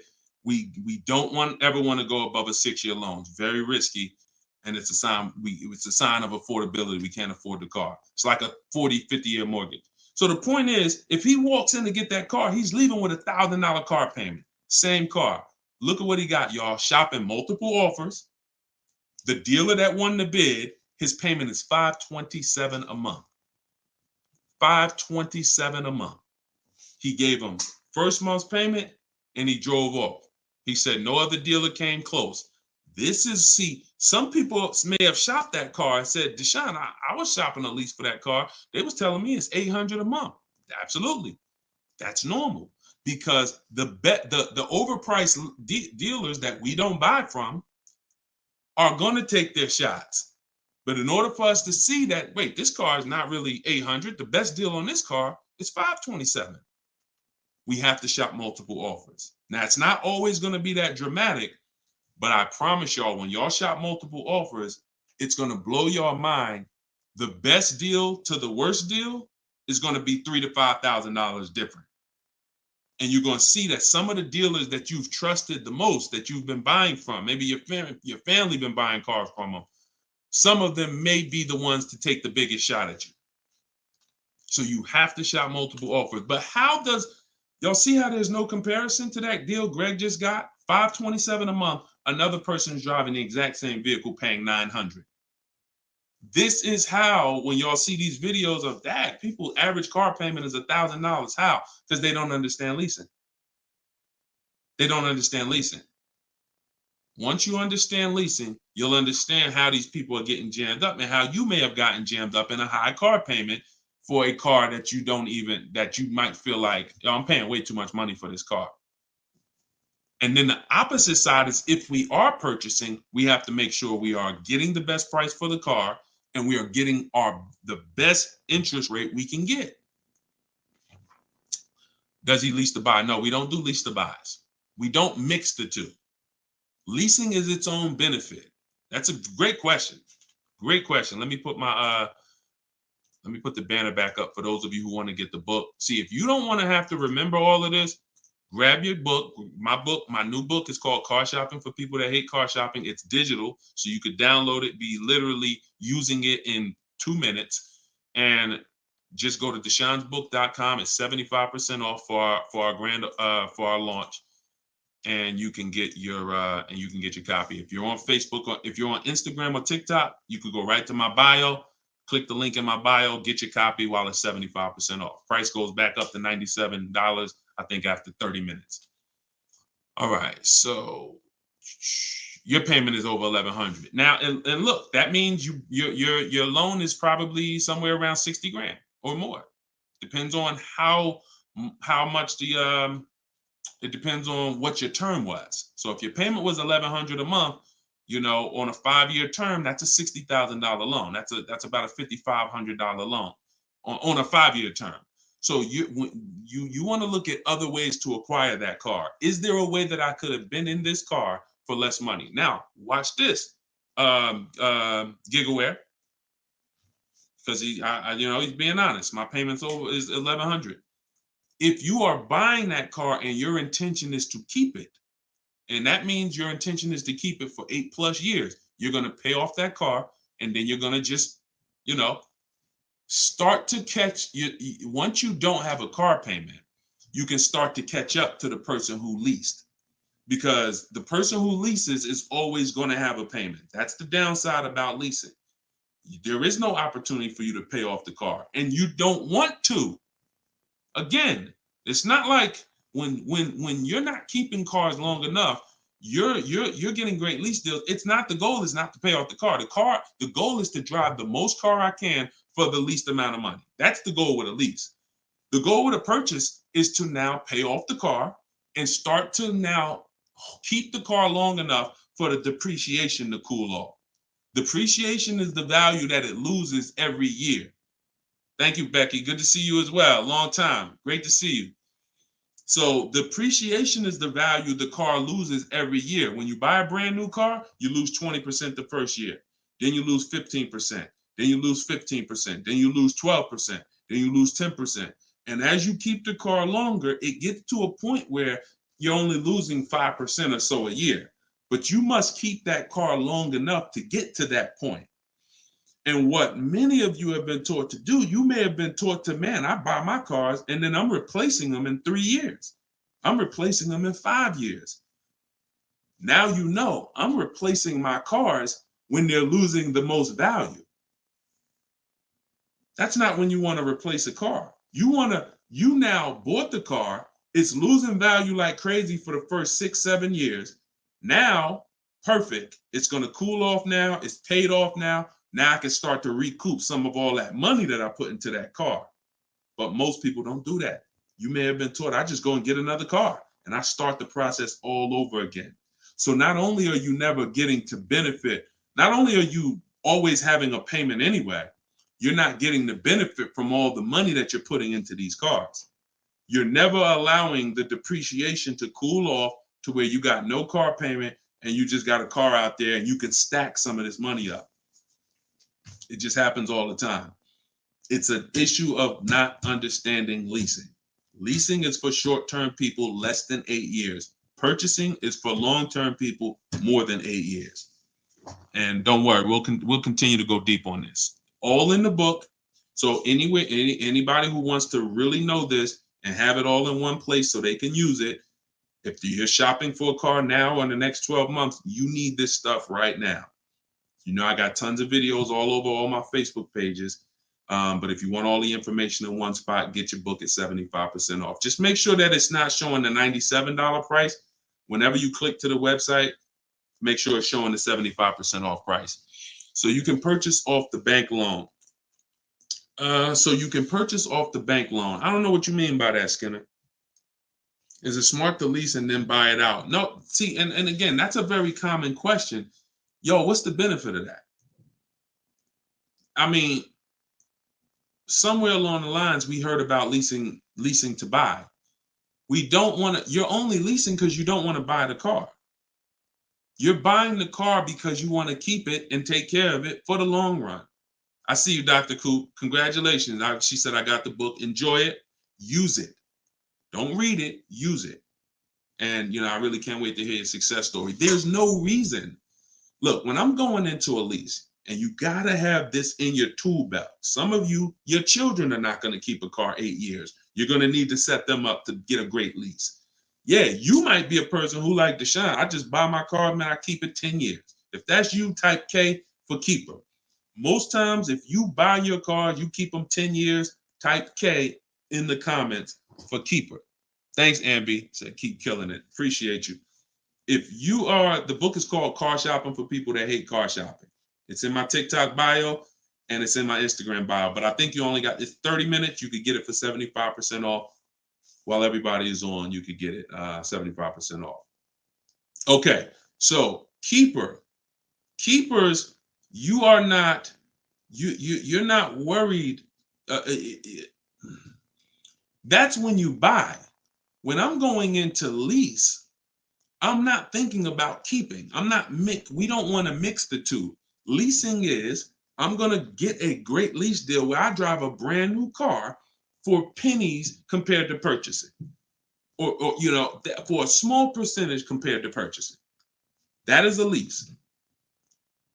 My goal is not to buy the car. It's not to buy the car. When we keep, we win. When we lease, we win, as long as we're getting good deals. But it's people who are mixing the two, and that might be you, and that's where we lose. We buy, and then we trade. We buy, and then we sell it in 2 years, 3 years, 4 years. We tired of it. Oh, I'm gonna go switch out of this. That's mixing. The other one is you lease and then you purchase the lease. So you lease your vehicle and then you go buy it at the end. That is mixing. You don't want to mix because the benefits of leasing are laid out. The benefits of purchasing are laid out. Very clear, separate benefits. When you mix the two strategies, you lose the benefits. And again, most people who would tell you they bought their lease, they're buying it with a 5 or 6 year loan when they've already been paying 3 years to lease it. The lease is 3 years, the loan is 5 years, that's 8 years. And I'm gonna tell y'all how this happened. How I figured out this was so bad, I'm gonna be honest with y'all. I was in the dealership one day. Somebody comes in, they're like, "Hey, I want to replace my car." So I go out and I look at the car. I ask them what they owe. No, I don't think I asked them what they owe. They come to the dealership. They say, "Yeah, I got a car out there. I want to trade it in for a new car." And I'm like, "Okay, that's pretty normal. Let's take a look." Here's what happens. I say, "What year is it?" And they'll say, "Well, it's a 2018. I'm just using like a real example. Like they say, "Oh, it's a 2018. Now I'll ask them, "How long have you had it?" And they'll say, "Well, I bought it brand new. So I've had it 5 years, 6 years." Now, follow me, y'all. Everybody on here, I want your opinion on this. Person comes up and says they've had a car for 6 years. They bought it brand new. They've been paying on that car for 6 years. Don't you think that car should be paid off by now or almost paid off? Yes or yes. Type Y if you understand. Person bought it 6 years ago.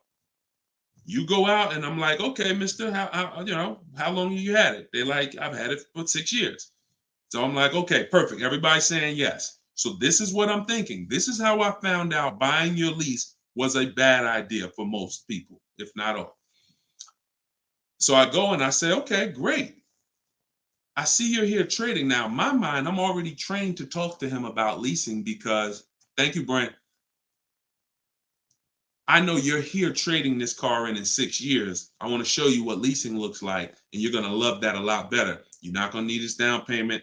I'm going to be able to give you a check back for this equity in this car you got here. It's going to be all good. And I've helped some people do that. They come in and I show them the lease, and I'm like, you keep just trading your cars, but if you lease, here's what, boom, that you could do. And then I'll give you this, you get a big check back for your balance of your old car, all of that. So this is when it works, it's beautiful. But when it doesn't work, this is what it looks like. I'm like, I run in and I'm like, "Okay, your car is worth about $15,000. Instagram just logged me out. Instagram just logged me out of nowhere. I don't know what happened. Let's see if I could go back. All right. So now when it doesn't work, so I go out and I find the used car manager may tell me this car is worth 15,000, and I'm like, "Okay, perfect. It's probably paid off. Great. He's gonna get like a check back for like almost all that, and then he's gonna have a low payment. He's gonna love it." So I find out when I call the bank, I say, "How much you owe?" He says, "Well, I don't really know." I call the bank. I'm like, "Okay, I'm calling for Mr. Jones' payoff on his such and such car," and the bank says, "Okay, yes, the payoff is $15,000. I'm like, "Wait, 15,000? How could he still owe 15,000? This doesn't make sense." I look at him and I say, "The bank is saying you still owe 15,000 on the car." And he's like, "Yeah, okay, yeah, I didn't know how much I had owed." I said, "Wait a minute. Didn't you tell me that you had this car since it was new?" "Yeah, and you told me you had it for 6 years?" "Yeah. How do you still owe?" And he said, "Oh, I leased it first, though. What I did was I leased it for 3 years, and then I had bought it at the end." And I'm like, "There we go. That's the problem. You leased it for 3 years. Most people, when they're buying their lease, they're going to put a 6-year loan on it, which means 6 years later, from the day you bought it, from the day you originally leased it, 6 years later, you've been making payments and you still have 2 more years of payments left. That's actually, I'm wrong. That's 9. 3 years of payments left. Happens all the time. So I literally, y'all, smart people on here, you'd never take a 9-year loan, right? Type never. You never take a 9-year loan. If you're enjoying, please subscribe to the YouTube channel. If you're not subscribed already, we still got probably 400 or 500 people on here throughout all the platforms. If you, whatever platform you're on, make sure you're following us, because this is the stuff we do. You would never, right? You would never take a 9-year loan. But the same adamant we're adamant we'd never take a 9-year loan. We got to see every single time. Thank you so much. I appreciate the gifts on TikTok and all the platforms. We got to take every time we hear about buying our lease out, unless we're going to pay cash for it, which is another discussion. But most people are not. They're going to take a 5 or 6 year loan out. So as soon as you hear lease to buy, as soon as you think lease to buy, I want you to think 8 or 9 years of payments on the same car. That's why it's a bad idea. That's why it's a horrible idea. Okay? Now, if you are comparing, we had somebody in our group yesterday who was asking about buying his lease out because he's going to give the car to his parents and because they're going to keep it long term. And the value of the car compared to the value of a similar used car is a great deal. That's different. Buy it. Because all you're doing when you're buying your lease is you're buying a used car. It's your car. I used to help people buy their lease. Hey, they come out of the office. We switch the plates because we got to re-register the car. And I'm like, okay, so how was it? Now, they just signed up for a 5-year loan, 6-year loan on a car that they've already been in for 3 years. They're not really excited about it. You know, I've had the car for 3 years. At least when you go buy a used car, you're excited about it. You're excited. Oh, nice. It's new to me. But when you buy your lease out, you're not really excited. Thank you, man. Y'all going crazy with these gifts and everything. I appreciate it. So these are the things, like what I want y'all to have. As long as you stick with me and you learn what I teach, you're going to have clear boundaries that you operate in that always protect you. That's the name of the game. There's clear things I do. There's clear things I don't do. I know I have rules. I have boundaries. And what I want y'all to get familiar with is the 8-year rule. The 8-year rule is the first rule. It says if you're not keeping your car 8 years, you should not be buying it.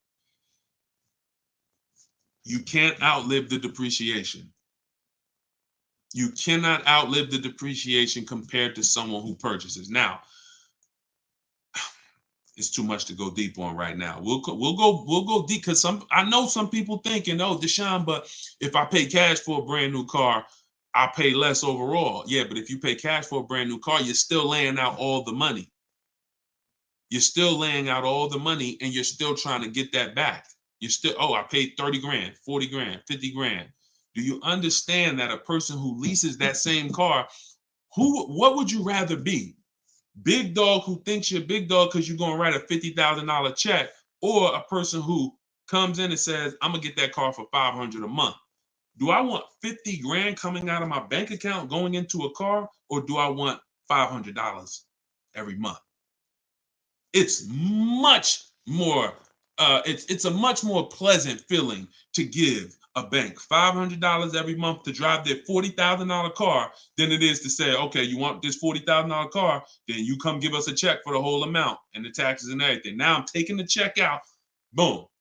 And again, there are situations where that's right, but I want you may have been somebody who's like, yeah, but I don't think it's right for me. And that's okay. That's okay. I'm not one of these people that's going to make y'all feel like you are wrong by using leverage and learning how to creatively acquire cars where it's a little bit of money coming out of your bank account every month versus what people have told y'all and how you should be buying cars. Thoughts about leasing luxury vehicles. It doesn't change, Dr. Doctober. That's a great question. He said, what are your thoughts about leasing luxury cars? Same principle, 8-year rule. I don't care whether you're leasing a G-Wagon, whether it's a Bentley you're looking at, whether you're looking at a Toyota Corolla, the 8-year rule is what applies. Because the 8-year rule takes into account the depreciation. If you look and say, that's a car I'm keeping for 8 years or more, you buy it. If that's a car you're not keeping 8 years, you're gonna see you'll pay thousands less and drive a better car leasing it, even if you try to buy it used. So I'll need more than one broadcast to really go deep on this. I'm just getting familiar with how to use all of these tools, where I can show you all stuff. But we'll continue to go deep on this. This is not a subject. If you've gotten bad years and years of bad advice, it's not always. Some of you get a breakthrough immediately, and some of you it takes more time because again, it's been beaten to your head, and people with loud voices who shout tell you this is what you do, or you never do this, or you always do it like this. You know, like who's heard somebody say never buy a used car? I mean, never buy a new car, always buy used. Who's heard that? Type of U for used. If you were taught you always get a used car, you should never get a new car. Who's taught that? And we got a couple more minutes. We'll stay on. We'll do some more questions. As long as y'all continue to share the broadcast and continue to stay tuned in, I see we still got hundreds of people on, then we'll continue. All right, now let me tell y'all how, see, you either have to teach something that works for everybody, or what you teach will mess people up. If somebody says to y'all, every single one of you should be buying used cars, because that's what they'll say. Never buy a new car. Everybody on here should be buying a used car. So that means you think everybody in the country should be buying used cars, right? Yeah, absolutely. Nobody should buy a new car. Nobody in this whole country should buy a new car. Like, no, always buy a used car. Okay, perfect. So let's just say if you had your wish, everybody in the country would be buying used cars, right? Because that'd be better for them, right? Yes, if I had my wish, everybody would be buying used cars. Then here's my question. How do they become used cars then? How do they become used cars if everyone is buying used cars? I want y'all to think about this. If you had your wish, you could snap your finger, Mr. Financial Advisor, whatever you teach. How could everyone buy used cars? It's impossible. The cars come in new. They don't just, so if everybody was buying used cars, what's happening to the new cars? They're just sitting there. And then, so that's not a practical solution. How do we acquire? Who should be buying brand new cars? People who are going to lease them, and people who are buying new cars, who want to purchase, keep long term, and you could afford new. That's only if some people say, Deshone, I want to buy. I'm not leasing, I want to buy. I keep my car, but should I buy new or pre-owned? That depends on budget. That depends on, unless you want one specific from a year, somebody be like, oh, I want this special year. But if it's a case of, you know what, I can afford both. Should I buy new? Should I buy pre-owned? That's a matter of budget and preference. If I could afford a new one and I can keep it long enough to outlive the depreciation, then I'll buy new. But if I can't afford to get a quality vehicle for my budget, then I'll buy pre-owned. And some people want to treat themselves. Some people like, I only get a new car every 10 years, Deshone. I'm going to get something new. That's fine. That's fine. As long as it's long term, because time heals all wounds. We killing the likes on TikTok too. I appreciate everybody tapping the screen. Y'all still running the likes up. Appreciate it. Shout out to the subscribers. If you haven't subscribed to us on YouTube yet, please, we invite you to subscribe. This is what we'll do. You'll get notifications of when we live, so you can make sure you tapped in. I see you, Barbara. She said, I just bought the book. I appreciate everybody who got the book at 75% off. This is the launch. I'm excited. As y'all saw earlier in the broadcast, we're already rated 4.94 on Goodreads.com. We got 31 reviews. That book, Car Shopping for People That Hate Car Shopping, has been really changing people's lives and the way they shop. It's a tool. It's not something you read. It's something you use. So get your copy at deshonsbook.com, 75% off. or you can scan the QR code, or if you're on Instagram or TikTok, just go to my bio. And as long as you're seeing this, you still should be able to get it at the 75% off price. And it's immediate download. So, and you'll see as you read it, there's a reason I had to make it a digital book. I couldn't print it because it links to videos, it links to docs, I got scripts that it links to. There's no way I would have been able to do it printing the book. And then also, sometimes I need to update stuff, like Vroom went out of business 2 months ago. If I would have printed the book, now Vroom is, I need to be able to update real time when something happens, and I couldn't do that with a print book. I didn't want thousands of print books out there and then something changes and now I got to tell people, oh no, you got to get volume 2 now. You know what I'm saying? Thanks, Angelina. All right, so Dr. Coop says, I have a paid off Toyota. I don't want to trade it. Should I have a down payment? You don't need, look, if you can find a deal on the vehicle you want below your budget with no down payment, then do it. You said you have a paid off Toyota. You don't want to trade it in. Now, here's what I ask people. You put the vehicle to use, because if you're going to go and get another vehicle, then you're going to be paying for that vehicle. You don't really want, the only people I recommend have an extra vehicle is if you're a high mileage driver. Who's a high mileage driver? You're driving over 20,000 miles a year. Over 20,000 a year, type HM for high mileage. These are the only people that it benefits you having a paid off car like this. So sometimes it's worth it to buy your car, pay off the first car. And here's what I like. All right, so we got a lot of high mileage drivers watching right now. So I have a strategy in the book, and what you'll hear me talk about is really 2 routes for high mileage drivers so that y'all can stop having all this negative equity when you come in to replace your vehicles. What typically happens with high mileage drivers, and the reason I suggest to them 2 cars, 1 car payment, is because they're putting so many miles on their vehicle, but your loan is a normal loan. Your loan is a 5-year loan or a 6-year loan.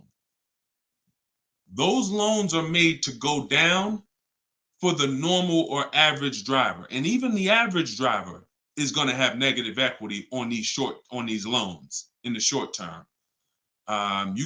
So when you are destroying the value of your car because you're putting 20,000, 30,000 miles a year on it, it's going from being worth 20 grand one year to now it's worth 12 grand the next year because you put 30,000. You're destroying the value of it, but the loan that's attached to it is not moving.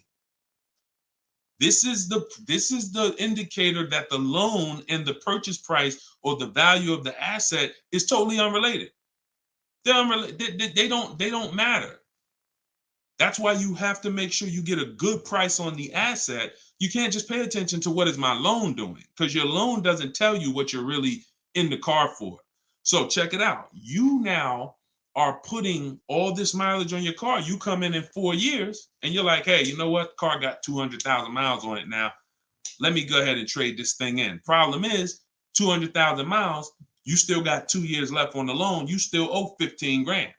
You still owe 12,000. You still owe 20,000. And you are now seriously hurting your value, your next deal, because all that baggage you got to come to this next deal. The solution to stay out of that is to make sure that you are having I teach either 2 routes. Well, the third is really just be a long-term person. You could drive 30,000 miles a year. And if I'm a long-term person, I'll just have 300,000 miles on my car in 10 years. And then I just go switch it. It's keepers here that's long-term people, high mileage drivers, and they get their car. That thing got 250,000 miles. It's mostly highway. And in 8, 9, 10 years, they go and they replace it. No need to lease. Again, continuing theme. Long-term, don't think about leasing. Because some people who just tune in and they catch a brief, oh, is this so everybody should lease? No. That's what I'm trying to tell y'all. Long-term people, long-term purchase, you buying a car for your kid in college and they're like, yeah, I'm going to keep that thing for 10 years, man. You know I'm boring. Great. But most kids are not. They're like, hey, when I get my job, when I turn 24, I'm probably going to want something different. So if you're not a long-term person, you should be purchasing. But I mean, you should be leasing. But going back to the high mileage, y'all, this is how it works. The two strategies for high mileage drivers is to have one separate car, you pay that thing off, and now that becomes your mileage car, and you go and lease a nice car. This is beautiful. This prevents you from having two car payments, and this allows you to have a nice car that you're not destroying. So you pay off that first car. If you're going to go this route, your first deal is a purchase, because you're going to get that first car, pay it off, could be new, could be used, but it must be quality. Pay it off, and as soon as that car is paid off, now I go lease my nice car. So I might be putting a high mileage on that first car I'm buying, but once I go lease my nice car, now I got a payment over here, my nice car is over here, and this is when I take out to dinner. This is when I want to go out and have a good time. I don't want a car that I'm just always putting, 30,000 miles a year on. Now I split it. And this has allowed so many high mileage drivers to continually be able to predict what they're going to put in these cars, because now they can't. You cannot predict how much y'all are spending on these cars, high mileage drivers. Y'all are losing so much on resale value. Your loans are just so high and they're moving slow. You don't know how much you are losing, but I break it down for you. It's thousands. You can't destroy the value of a car and then go trade it. It follows you. So that's one strategy. Second is a high mileage lease. Second is straight up. First time I experienced this, I had a guy came in and he was bringing back a lease with 75,000 miles on it. And I asked him, I said, man, I didn't even know. And that's my ignorance. I was selling cars and I didn't even know that was available. And I said, let me ask you a question. How long you been doing these, like, what do you do? He's like, I'm in sales. Like I do 25,000 miles a year, every year. I said, okay, wow. And you lease your car? He said, yeah. Because I already know what a good lease deal is. I just didn't really take into account back then. This is probably 2015. I didn't take into account a high mileage good lease deal. And when he told me what his payment was, and he said, yeah, I come back 75,000 miles. I drop that thing off. I pay my payment every month. Now here's the thing. He might only be paying $150 or $200 a month more for his super high mileage. But that's much better than him buying the cold car, destroying the value, coming back and trying to trade it with 10, 15 grand negative equity. So strategy, you are not really purchasing cars with strategy until leasing and purchasing is in your tool belt and you know when to use which. For your family, not just you, for your family. It's not just you. All right, so great questions. So this is the type of stuff that's in the book. Everything's in the book. Whether you see me live, whether you see me on social media making videos, you're going to get all the information. You don't have to worry about, Deshone is holding back info. It's not.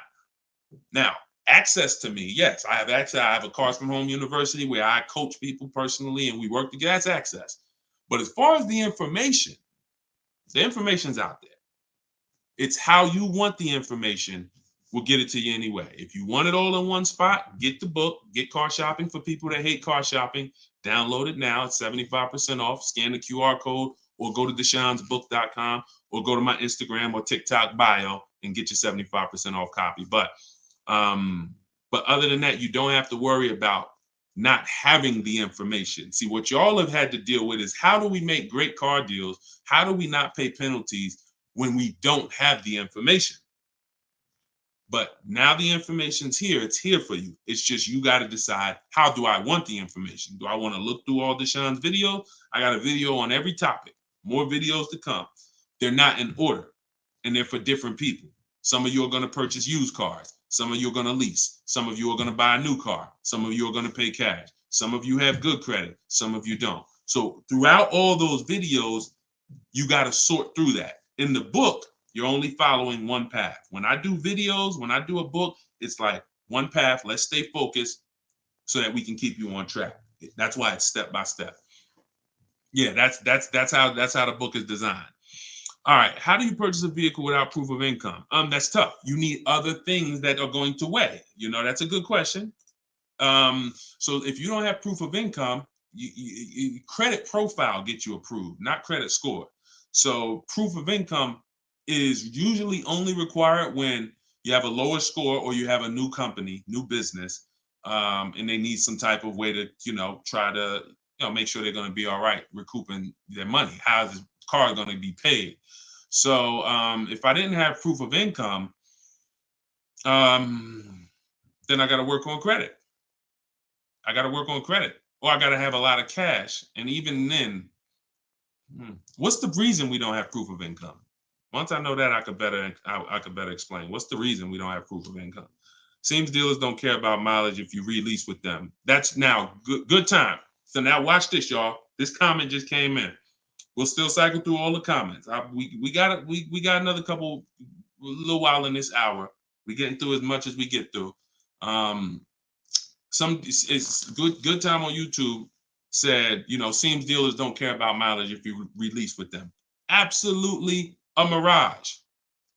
I asked y'all earlier, who's had somebody say, a dealer say, oh, we'll take care of the old payments. We'll take care of the mileage penalty. It's absolutely not true. And since 2006, here's the only time, shout out to y'all running the likes up on TikTok. I appreciate it. Y'all keep running them up. Thank you so much. Shout out to the sharers. Could everybody who shares good information, just hit the share button wherever you're at and share with somebody if you're in this sharing. So I've never seen mileage taken care of, ever. No program, no bank, no leasing company, and we've done thousands of transactions. I've never seen a leasing company say, we'll forgive mileage. Never. So that does not happen. Mileage penalties let's say we calculate a $2,000 mileage penalty, that gets rolled over to your next lease deal, and we're working that lease deal with that $2,000 accounted for. So whatever the deal is we're working you now, perfect, here's what it is. Make sure that $2,000 penalty is in there. You pay for that. You pay for that. Now, in some cases, very rare, there's loyalty programs where they waive some payments. Mercedes used to have this. It's since gone away, and they didn't have it on every vehicle. They didn't run it every month, where if you lease another Mercedes, we'll cover 3 of your old payments. So you could get out 3 months early, no penalty, but it had to be waived. Since I got into the business, I've heard dozens of people sitting around me say, we are going to be waiving those, but we're going to be taking care of those payments. Are you waiving the payments? Or what do you mean by that? Are you waiving the payments? See that, and when you ask them that question, I don't want you to even go in looking to get out early. I'd rather you know what your deal is, so you can shop from home the way I teach, where no one has to reveal that information to you. No one is. If you got the right strategy, you're never putting yourself in a position where someone can lie to you without you knowing it. So if you go in the old way and you go into one dealer and say, hey, I'm looking to get my, new lease and I got like penalties, and they'll say, okay, we'll take care of it. That's putting yourself in position to be lied to. Oh, we took care of that. We built in the payment. Yeah, all the payments are taken care of. This is your new payment. When we shop, when we take control of our deal, that's not something someone's telling us. That's something we already know. Because when we're over on mileage, we always want to see how much can we sell the car for. I was over mileage on my Jeep, sold it, still made money. Still made money. There's plenty of people who go over on their mileage and can still sell their lease and make a lot of money. Even if they break even, they avoid the penalty. So first is always to do our equity assessment and see how much we can sell the car for. And if we can sell it, we avoid the penalty. And then we're choosing payments. Do we get out early? Do we make the payment? You see, when getting out of your lease early, unless you sell the vehicle, y'all, you can't get out of your lease early. You're breaking a contract. So I don't want y'all I don't want y'all using language or comfortable with language that cost you money, because you've heard people say this for years. Oh, I'm just going to get out of this. No, you're going to get out of it and you're going to pay penalties for that. So because they've taught us, or you've been taught, oh, you can get out, no problem. You call the dealership, hey, you know what, y'all? I bought so many cars from y'all. I know I'm supposed to keep this lease for how many years? It's supposed to be 3 years, Mrs. Johnson. Okay, yeah, but I think I'm ready for something new already. All right, well, when can you come in, Miss Johnson? See, they're never going to say, just so you know, Miss Johnson, if you break the lease, the penalty is going to be, pretty significant because you contracted for 3 years and now you're getting out. So we're going to have to roll over probably about $3,000 or $4,000 or $5,000 to your new lease. So no, they'll just come in, get you in, and all right, here's your new payment, Miss Johnson. You don't realize that I'm paying $100 more for this car than I could have been paying if I just waited. But because you've been taught to be a payment shopper, it doesn't matter to you. But somebody who's financially savvy, who's like, man, I don't want that extra $100 coming out of my house for the same vehicle. You're not going to do this. So we cannot ever believe what dealers say about penalties, about, oh, we'll take care of that. We find out, can we sell our car to avoid the penalty? Or if I can't, I either got to pay the payments and get out earlier, or I'm going to stay in it and just take the mileage penalty. That's not a bad idea most times, y'all. Sometimes people will call and say, yo, I'm going over mileage. And I say, okay, well, based on how you're going over, you'll only be over by like 2,000 miles. That's only $500. Oh, I thought it was going to be more than that. Nah, you're going to be over by 2,000 miles. Just, wait till the end. And then when you get your new car, build that 500 into the deal, and that's it. Or just pay the $500. Because very rarely are people, oh, I was supposed to drive 36,000 and I'm doing 100. That's just, wait, something went wrong here. What the heck happened? I can see you were supposed to do 36 and you did 40. You're supposed to do 36,000 miles, you did even 45. Maybe you got a different job. But I mean, how we have to structure our leases right so that if you know you're a high mileage driver and you take a 10,000 mile a year lease, shame on you. Like, we can't do that. We can't do that. Some people, oh, I'll just buy it at the end. You're killing yourself. You're killing yourself. The residual value, you're going to put a ridiculous amount of money on those, or a ridiculous amount of mileage on that car, and you're going to buy it in 3 years with 90,000 miles on it for the same buyout price that was estimated from your 10,000 mile a year lease. They estimated this buyout price is for a person who brings the car back with 30,000 miles on it. Here's the price. And then you bring it back with 90 and you pay the same price. Oh, I'm just going to buy it because I went over on the miles. No, killing yourself. You're realizing the loss. So again, this is why we want to be in your life. This is why I'm doing my best to be in your life so that you can avoid these things. Anybody who really wants to have somebody, like, we're set up. We've been doing this for 3 years as far as a company, providing education. So, whether it's hundreds, thousands, dozens, we're set up to make sure that everybody who wants to protect themselves and get the best deals are able to do it. Paula, got my book. Phenomenal. Use it. Everybody that got the book, thank you. I appreciate you, brother. Thank you so much, Lord. I appreciate you. We're going to be doing these lives regularly. I think, this is the best format. I like to come and interact and really answer questions and really show y'all, why I want you to start treating cars, buying cars and leasing cars, getting cars like buying small houses. Most people treat getting cars like going to Walmart and getting a TV, big screen. You come back home and you're like, man, it's like you get an itch, but you get an itch for a $30,000 decision or a $10,000 decision. When you start planning out your car purchases the way I'm going to show you, and you go in with a system and a strategy, the way that's taught in my book is 7 steps. First step is deciding whether you lease or buy. 7th step is delivery. So by the time you get to step 7 in my book, by the time you get to step 7 of what I teach, you should be picking up your car or it should be being delivered to you. So it's not about learning and reading and then, okay, Deshone, I just read everything. I just learned everything. I just watched all the videos. Now I'm ready to go get my car. No, we're going to you learn by doing. And if I teach you a different way to shop, different things to do, by the time you get your car, you're going to be like, oh, I didn't need Deshone to tell me what to do step 1 through 7. I just needed him to tell me this is step 1, do that. And then when I'm done, I come back. Okay, Deshone, I did step 1. What's step 2? Here's step 2. Do this now.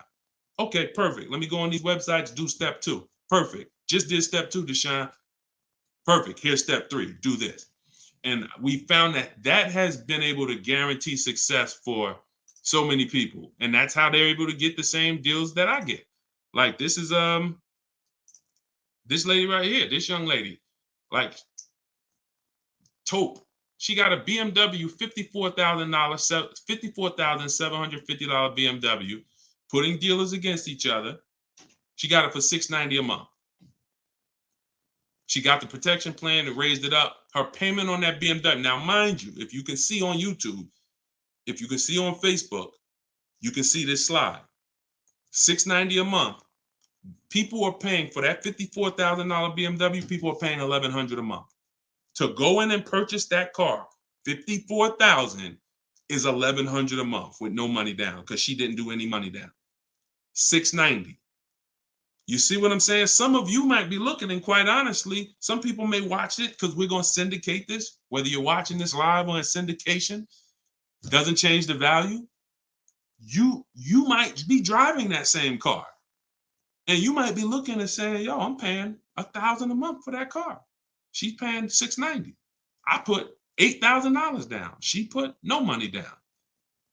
We can't compare. You think Dave Ramsey, God forbid, and look, shout out to Dave Ramsey. I love what he teaches in terms of financial literacy. I love that he teaches people to invest and build for retirement and make sure I love that. But there's an area that he doesn't know what he's talking about, and that's when it comes to cars. See, look, credit is a big part of what, it has a lot to do with me helping you. Y'all don't hear me teaching credit. It's important. It's a complimentary topic for us to talk about. I talk cars, how to make sure you pay the lease for them. Yeah, maybe natural. Let me get some credit tips too. Rodney, you could just go right to my TikTok bio, grab your book. It's 75% off. Click the link in my TikTok bio. You think she can ever listen to someone that tells her you shouldn't be leasing? She knows when to lease and when to purchase. She's not in love with that vehicle. She's not keeping that vehicle 8, 9, 10 years. So how can I drive this vehicle for the lowest amount of money in my household? I'm going to shop all my offers. The dealer that wins the bid, I'm going to see what it is. Oh, look at that. It's $690 a month. I'll take it. This is how we are going to keep thousands of dollars in our household. As things continue to go up, I need you guys to be spending. I need you not only to be making sure your cars are below your max budget so that every single month you're not growing tired and weary of your car payment. That means it just needs to be below your max budget. And then the second thing we need is to make sure that you are driving the best possible product for that money. You could be below budget and look at what you're driving for the money, and you're like, yeah, I'm below budget, but could I have gotten a better car for this money? Could I have gotten more car for this money? And I'm here to tell you that when you understand leasing, you're going to see there's no comparison. $690 a month for a daggone $1,100 a month vehicle to purchase. So short term, less than 8 years, we always lease. We never purchase. Now, in another episode, when we start talking about, in another segment, we'll talk about overpriced leases because every lease is not equal. Y'all gonna learn. Every lease deal, even when you learn to shop, you must learn to shop. You must, because 80% of dealers are overpriced on their leases. 80% of dealers who gave Taupe a quote, let me come back from this screen. 80% of dealers who gave a quote to this young lady, Taupe, on her BMW were a lot higher. Some of you even saw it on the video. It said it when she wrote it. It said, man, all these other offers were a lot higher. That's how it's supposed to be.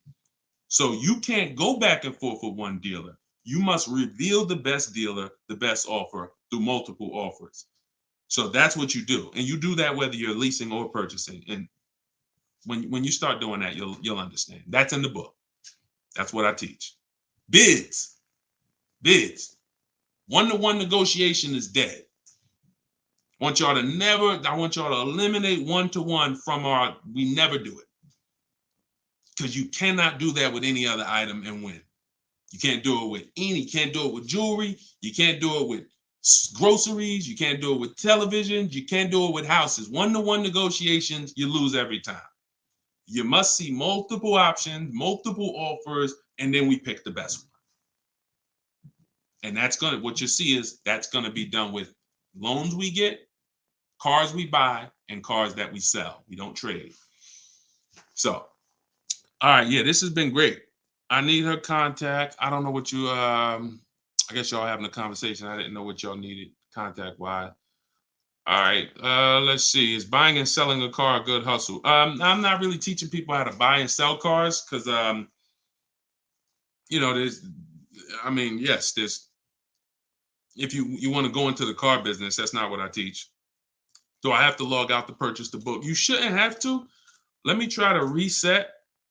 Let me know if it's still showing a $97 price or if everybody was able to get the 75% off price. Let us know. All right. I just reset it. So it should give you an opportunity to go back in there now and get it at the 97% off. All right.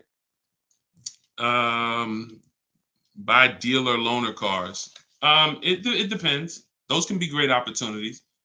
But again, we still need something to compare it to, Tina. Tina on Facebook said, buy dealer loaner cars. Now, we will buy or lease a loaner car if it's a great offer. So when we reach out to dealers, you'll see in the book, I teach you to go to the website because I give you my scripts. I tell you what to say. Some of you could do it by phone if you want to call a dealership and try to get multiple offers, but I would only speak to a sales manager. And even then, you got to just make sure that you but only speak to a sales manager. But the point is, if they have a loaner car, it needs to be so much better than what I could get a brand new one for. So if, for instance, if the dealer that wins the bid is offering me $3,000 off on a brand new one, but a dealer with a loaner car is only offering me $3,000 off or $3,500 off, and it has 3,000 miles on it, I'm going to go with the brand new. But if I don't have anything to compare it to, then I might think 3,000 off is a good offer for the loaner car. See what I'm saying? See, price assurance is when you guarantee. I want y'all, listen, if you want price assurance, type PA in the comments. You want this every time you make a deal. Price assurance means I guarantee that I paid the lowest price that I could have paid. That's called price assurance. I want you to understand, some of you have been, though, is that possible with cars? That's what I want you to move from now on. I never want you to make another car deal without price assurance. How do you get price assurance? Multiple offers. It's the same way you get price assurance when you're buying groceries, when you're buying, spaghetti sauce. I know I saw enough offers to know there was nothing out there less. I went in, I looked at one brand and said, I gotta have it. I like those. And it was $1 off. And I thought price assurance is the best thing with a car because you literally can look at all these offers and say, this is the best one. It's amazing when you realize you're the prize. Some of you'll be like, man, I haven't been treated like I'm the prize. I know, we're gonna change that. When you use the systems that I want you to use, you'll realize, dang, I've been the prize the whole time. You mean all of these banks and credit unions would work this hard to try to give me, it's all these options I got? It seemed like before I really didn't know all my options. That's right. But when you now change the way you shop and you now move into a bidding mindset, everyone I'm going to do business with must win the bid. The bank, the credit union must win the bid. And then I'm going to give the dealers a chance to see if they can beat it. Now they bank's going to get a chance to bid. Very soon we'll talk about how to do that without affecting your credit. I want to show y'all this bank bidding war process. We have a specific way we shop for loans, credit unions, banks. We let dealers access our credit, and it shows as one inquiry when it comes to affecting our score. You must learn that because when you see how much money is in the loans, you're gonna be mad. You're gonna be like, dang, I never shopped around the way I should have for my loan. I never shopped around. That's fine. No, there was no one to tell you. Now there is someone to tell you that if You have a $30,000 loan and the interest rate is 5.9. If you could have got 4.9, that'd have saved you $1,000. Now, do you get what I'm saying? If you have a $50,000 loan, 1 point on the interest rate, say you $2,000. So we must imagine if you could get 2 points lower, say $4,000. So we are excited to try to get money off the car. We're going to be just as excited to make sure we're not giving that money in our loan. The banks are not loving us because we don't want the banks to like us. We want the banks to say, man, we barely making any money on this loan, but we'll take it. You don't want the bank to say, oh, every time they need a loan, they just come right to us. They love us. Give them 5.9. They don't ask no question. Give them 6.29. Give them 7.2, whatever. They're not gonna shop. No, we don't want that. So, all right, y'all. So I will be back for another segment. These are the things we're gonna continue to do. We'll be live on all 4 platforms. We look to partner with more platforms in the future. So if there's a platform that y'all think we should be on streaming, let us know. Right now, we are, Facebook, Instagram, TikTok, and YouTube. So it's been great. We had probably, consistently 400 or 500 people on here. And so if you want to get your book at 75% off, as long as the timer hasn't come down, you should click the TikTok bio. Name of the book is Car Shopping for People That Hate Car Shopping. If you Google it, you'll see it's already rated 4.94 on Goodreads. We have 31 reviews. So we're on our way to being a 5-star bestseller. And it's really the people using it. So I want you all to use it. Get it for 75% off. Normal price is $97. Download it immediately. Start to use it. If you're on YouTube or Facebook, you can scan the QR code and get your copy, or go to Deshone's book. Mm-hmm. Yes, Mandy. Facebook is the same handle. Deshone the Auto Advisor on every channel, whether it's YouTube, Facebook, Instagram. It's always Deshone the Auto Advisor. So we'll be back to answer more questions. We'll be talking more about leasing, but we'll be talking more about deal structure, shopping, how to check and make sure cars are reliable. There's a lot of cars going out here with bad reliability ratings, bad longevity ratings. So they are not the cars that we need to be buying for keepers. We got things we got to look out for, y'all. Like this is the tip of the iceberg. We're buying a car to keep. You know how many people have bought a car, it wasn't quality? We didn't check longevity. I thought I was going to keep it 8 years, 10 years, but car started giving me issues, transmission issues at 80,000 miles. I didn't know that. We got to make sure we're checking these things. We got to make sure we look into so we'll break this down step by step. I'll be going over my system, my 7-step system, and just going deep with pieces of it and answering you guys' questions. Borrow against your money in the bank.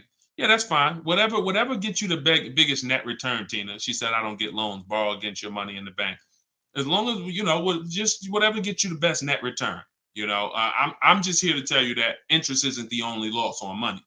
Opportunity cost is a loss. When it comes to financial, if you were taking a class on finance, opportunity cost is real. If I could have put my money in something and made 10% on it, but my money was in a car and I didn't have that money, and that money is losing me 10% in the car. So let's just say I put the 20 grand in the car, and then every year that 20 grand is worth 2,000 less, then I'm losing. It's a negative 10% return every year on that 20 grand. When I could have had that 20 grand somewhere getting me 10%, use the bank's money at 4%, and now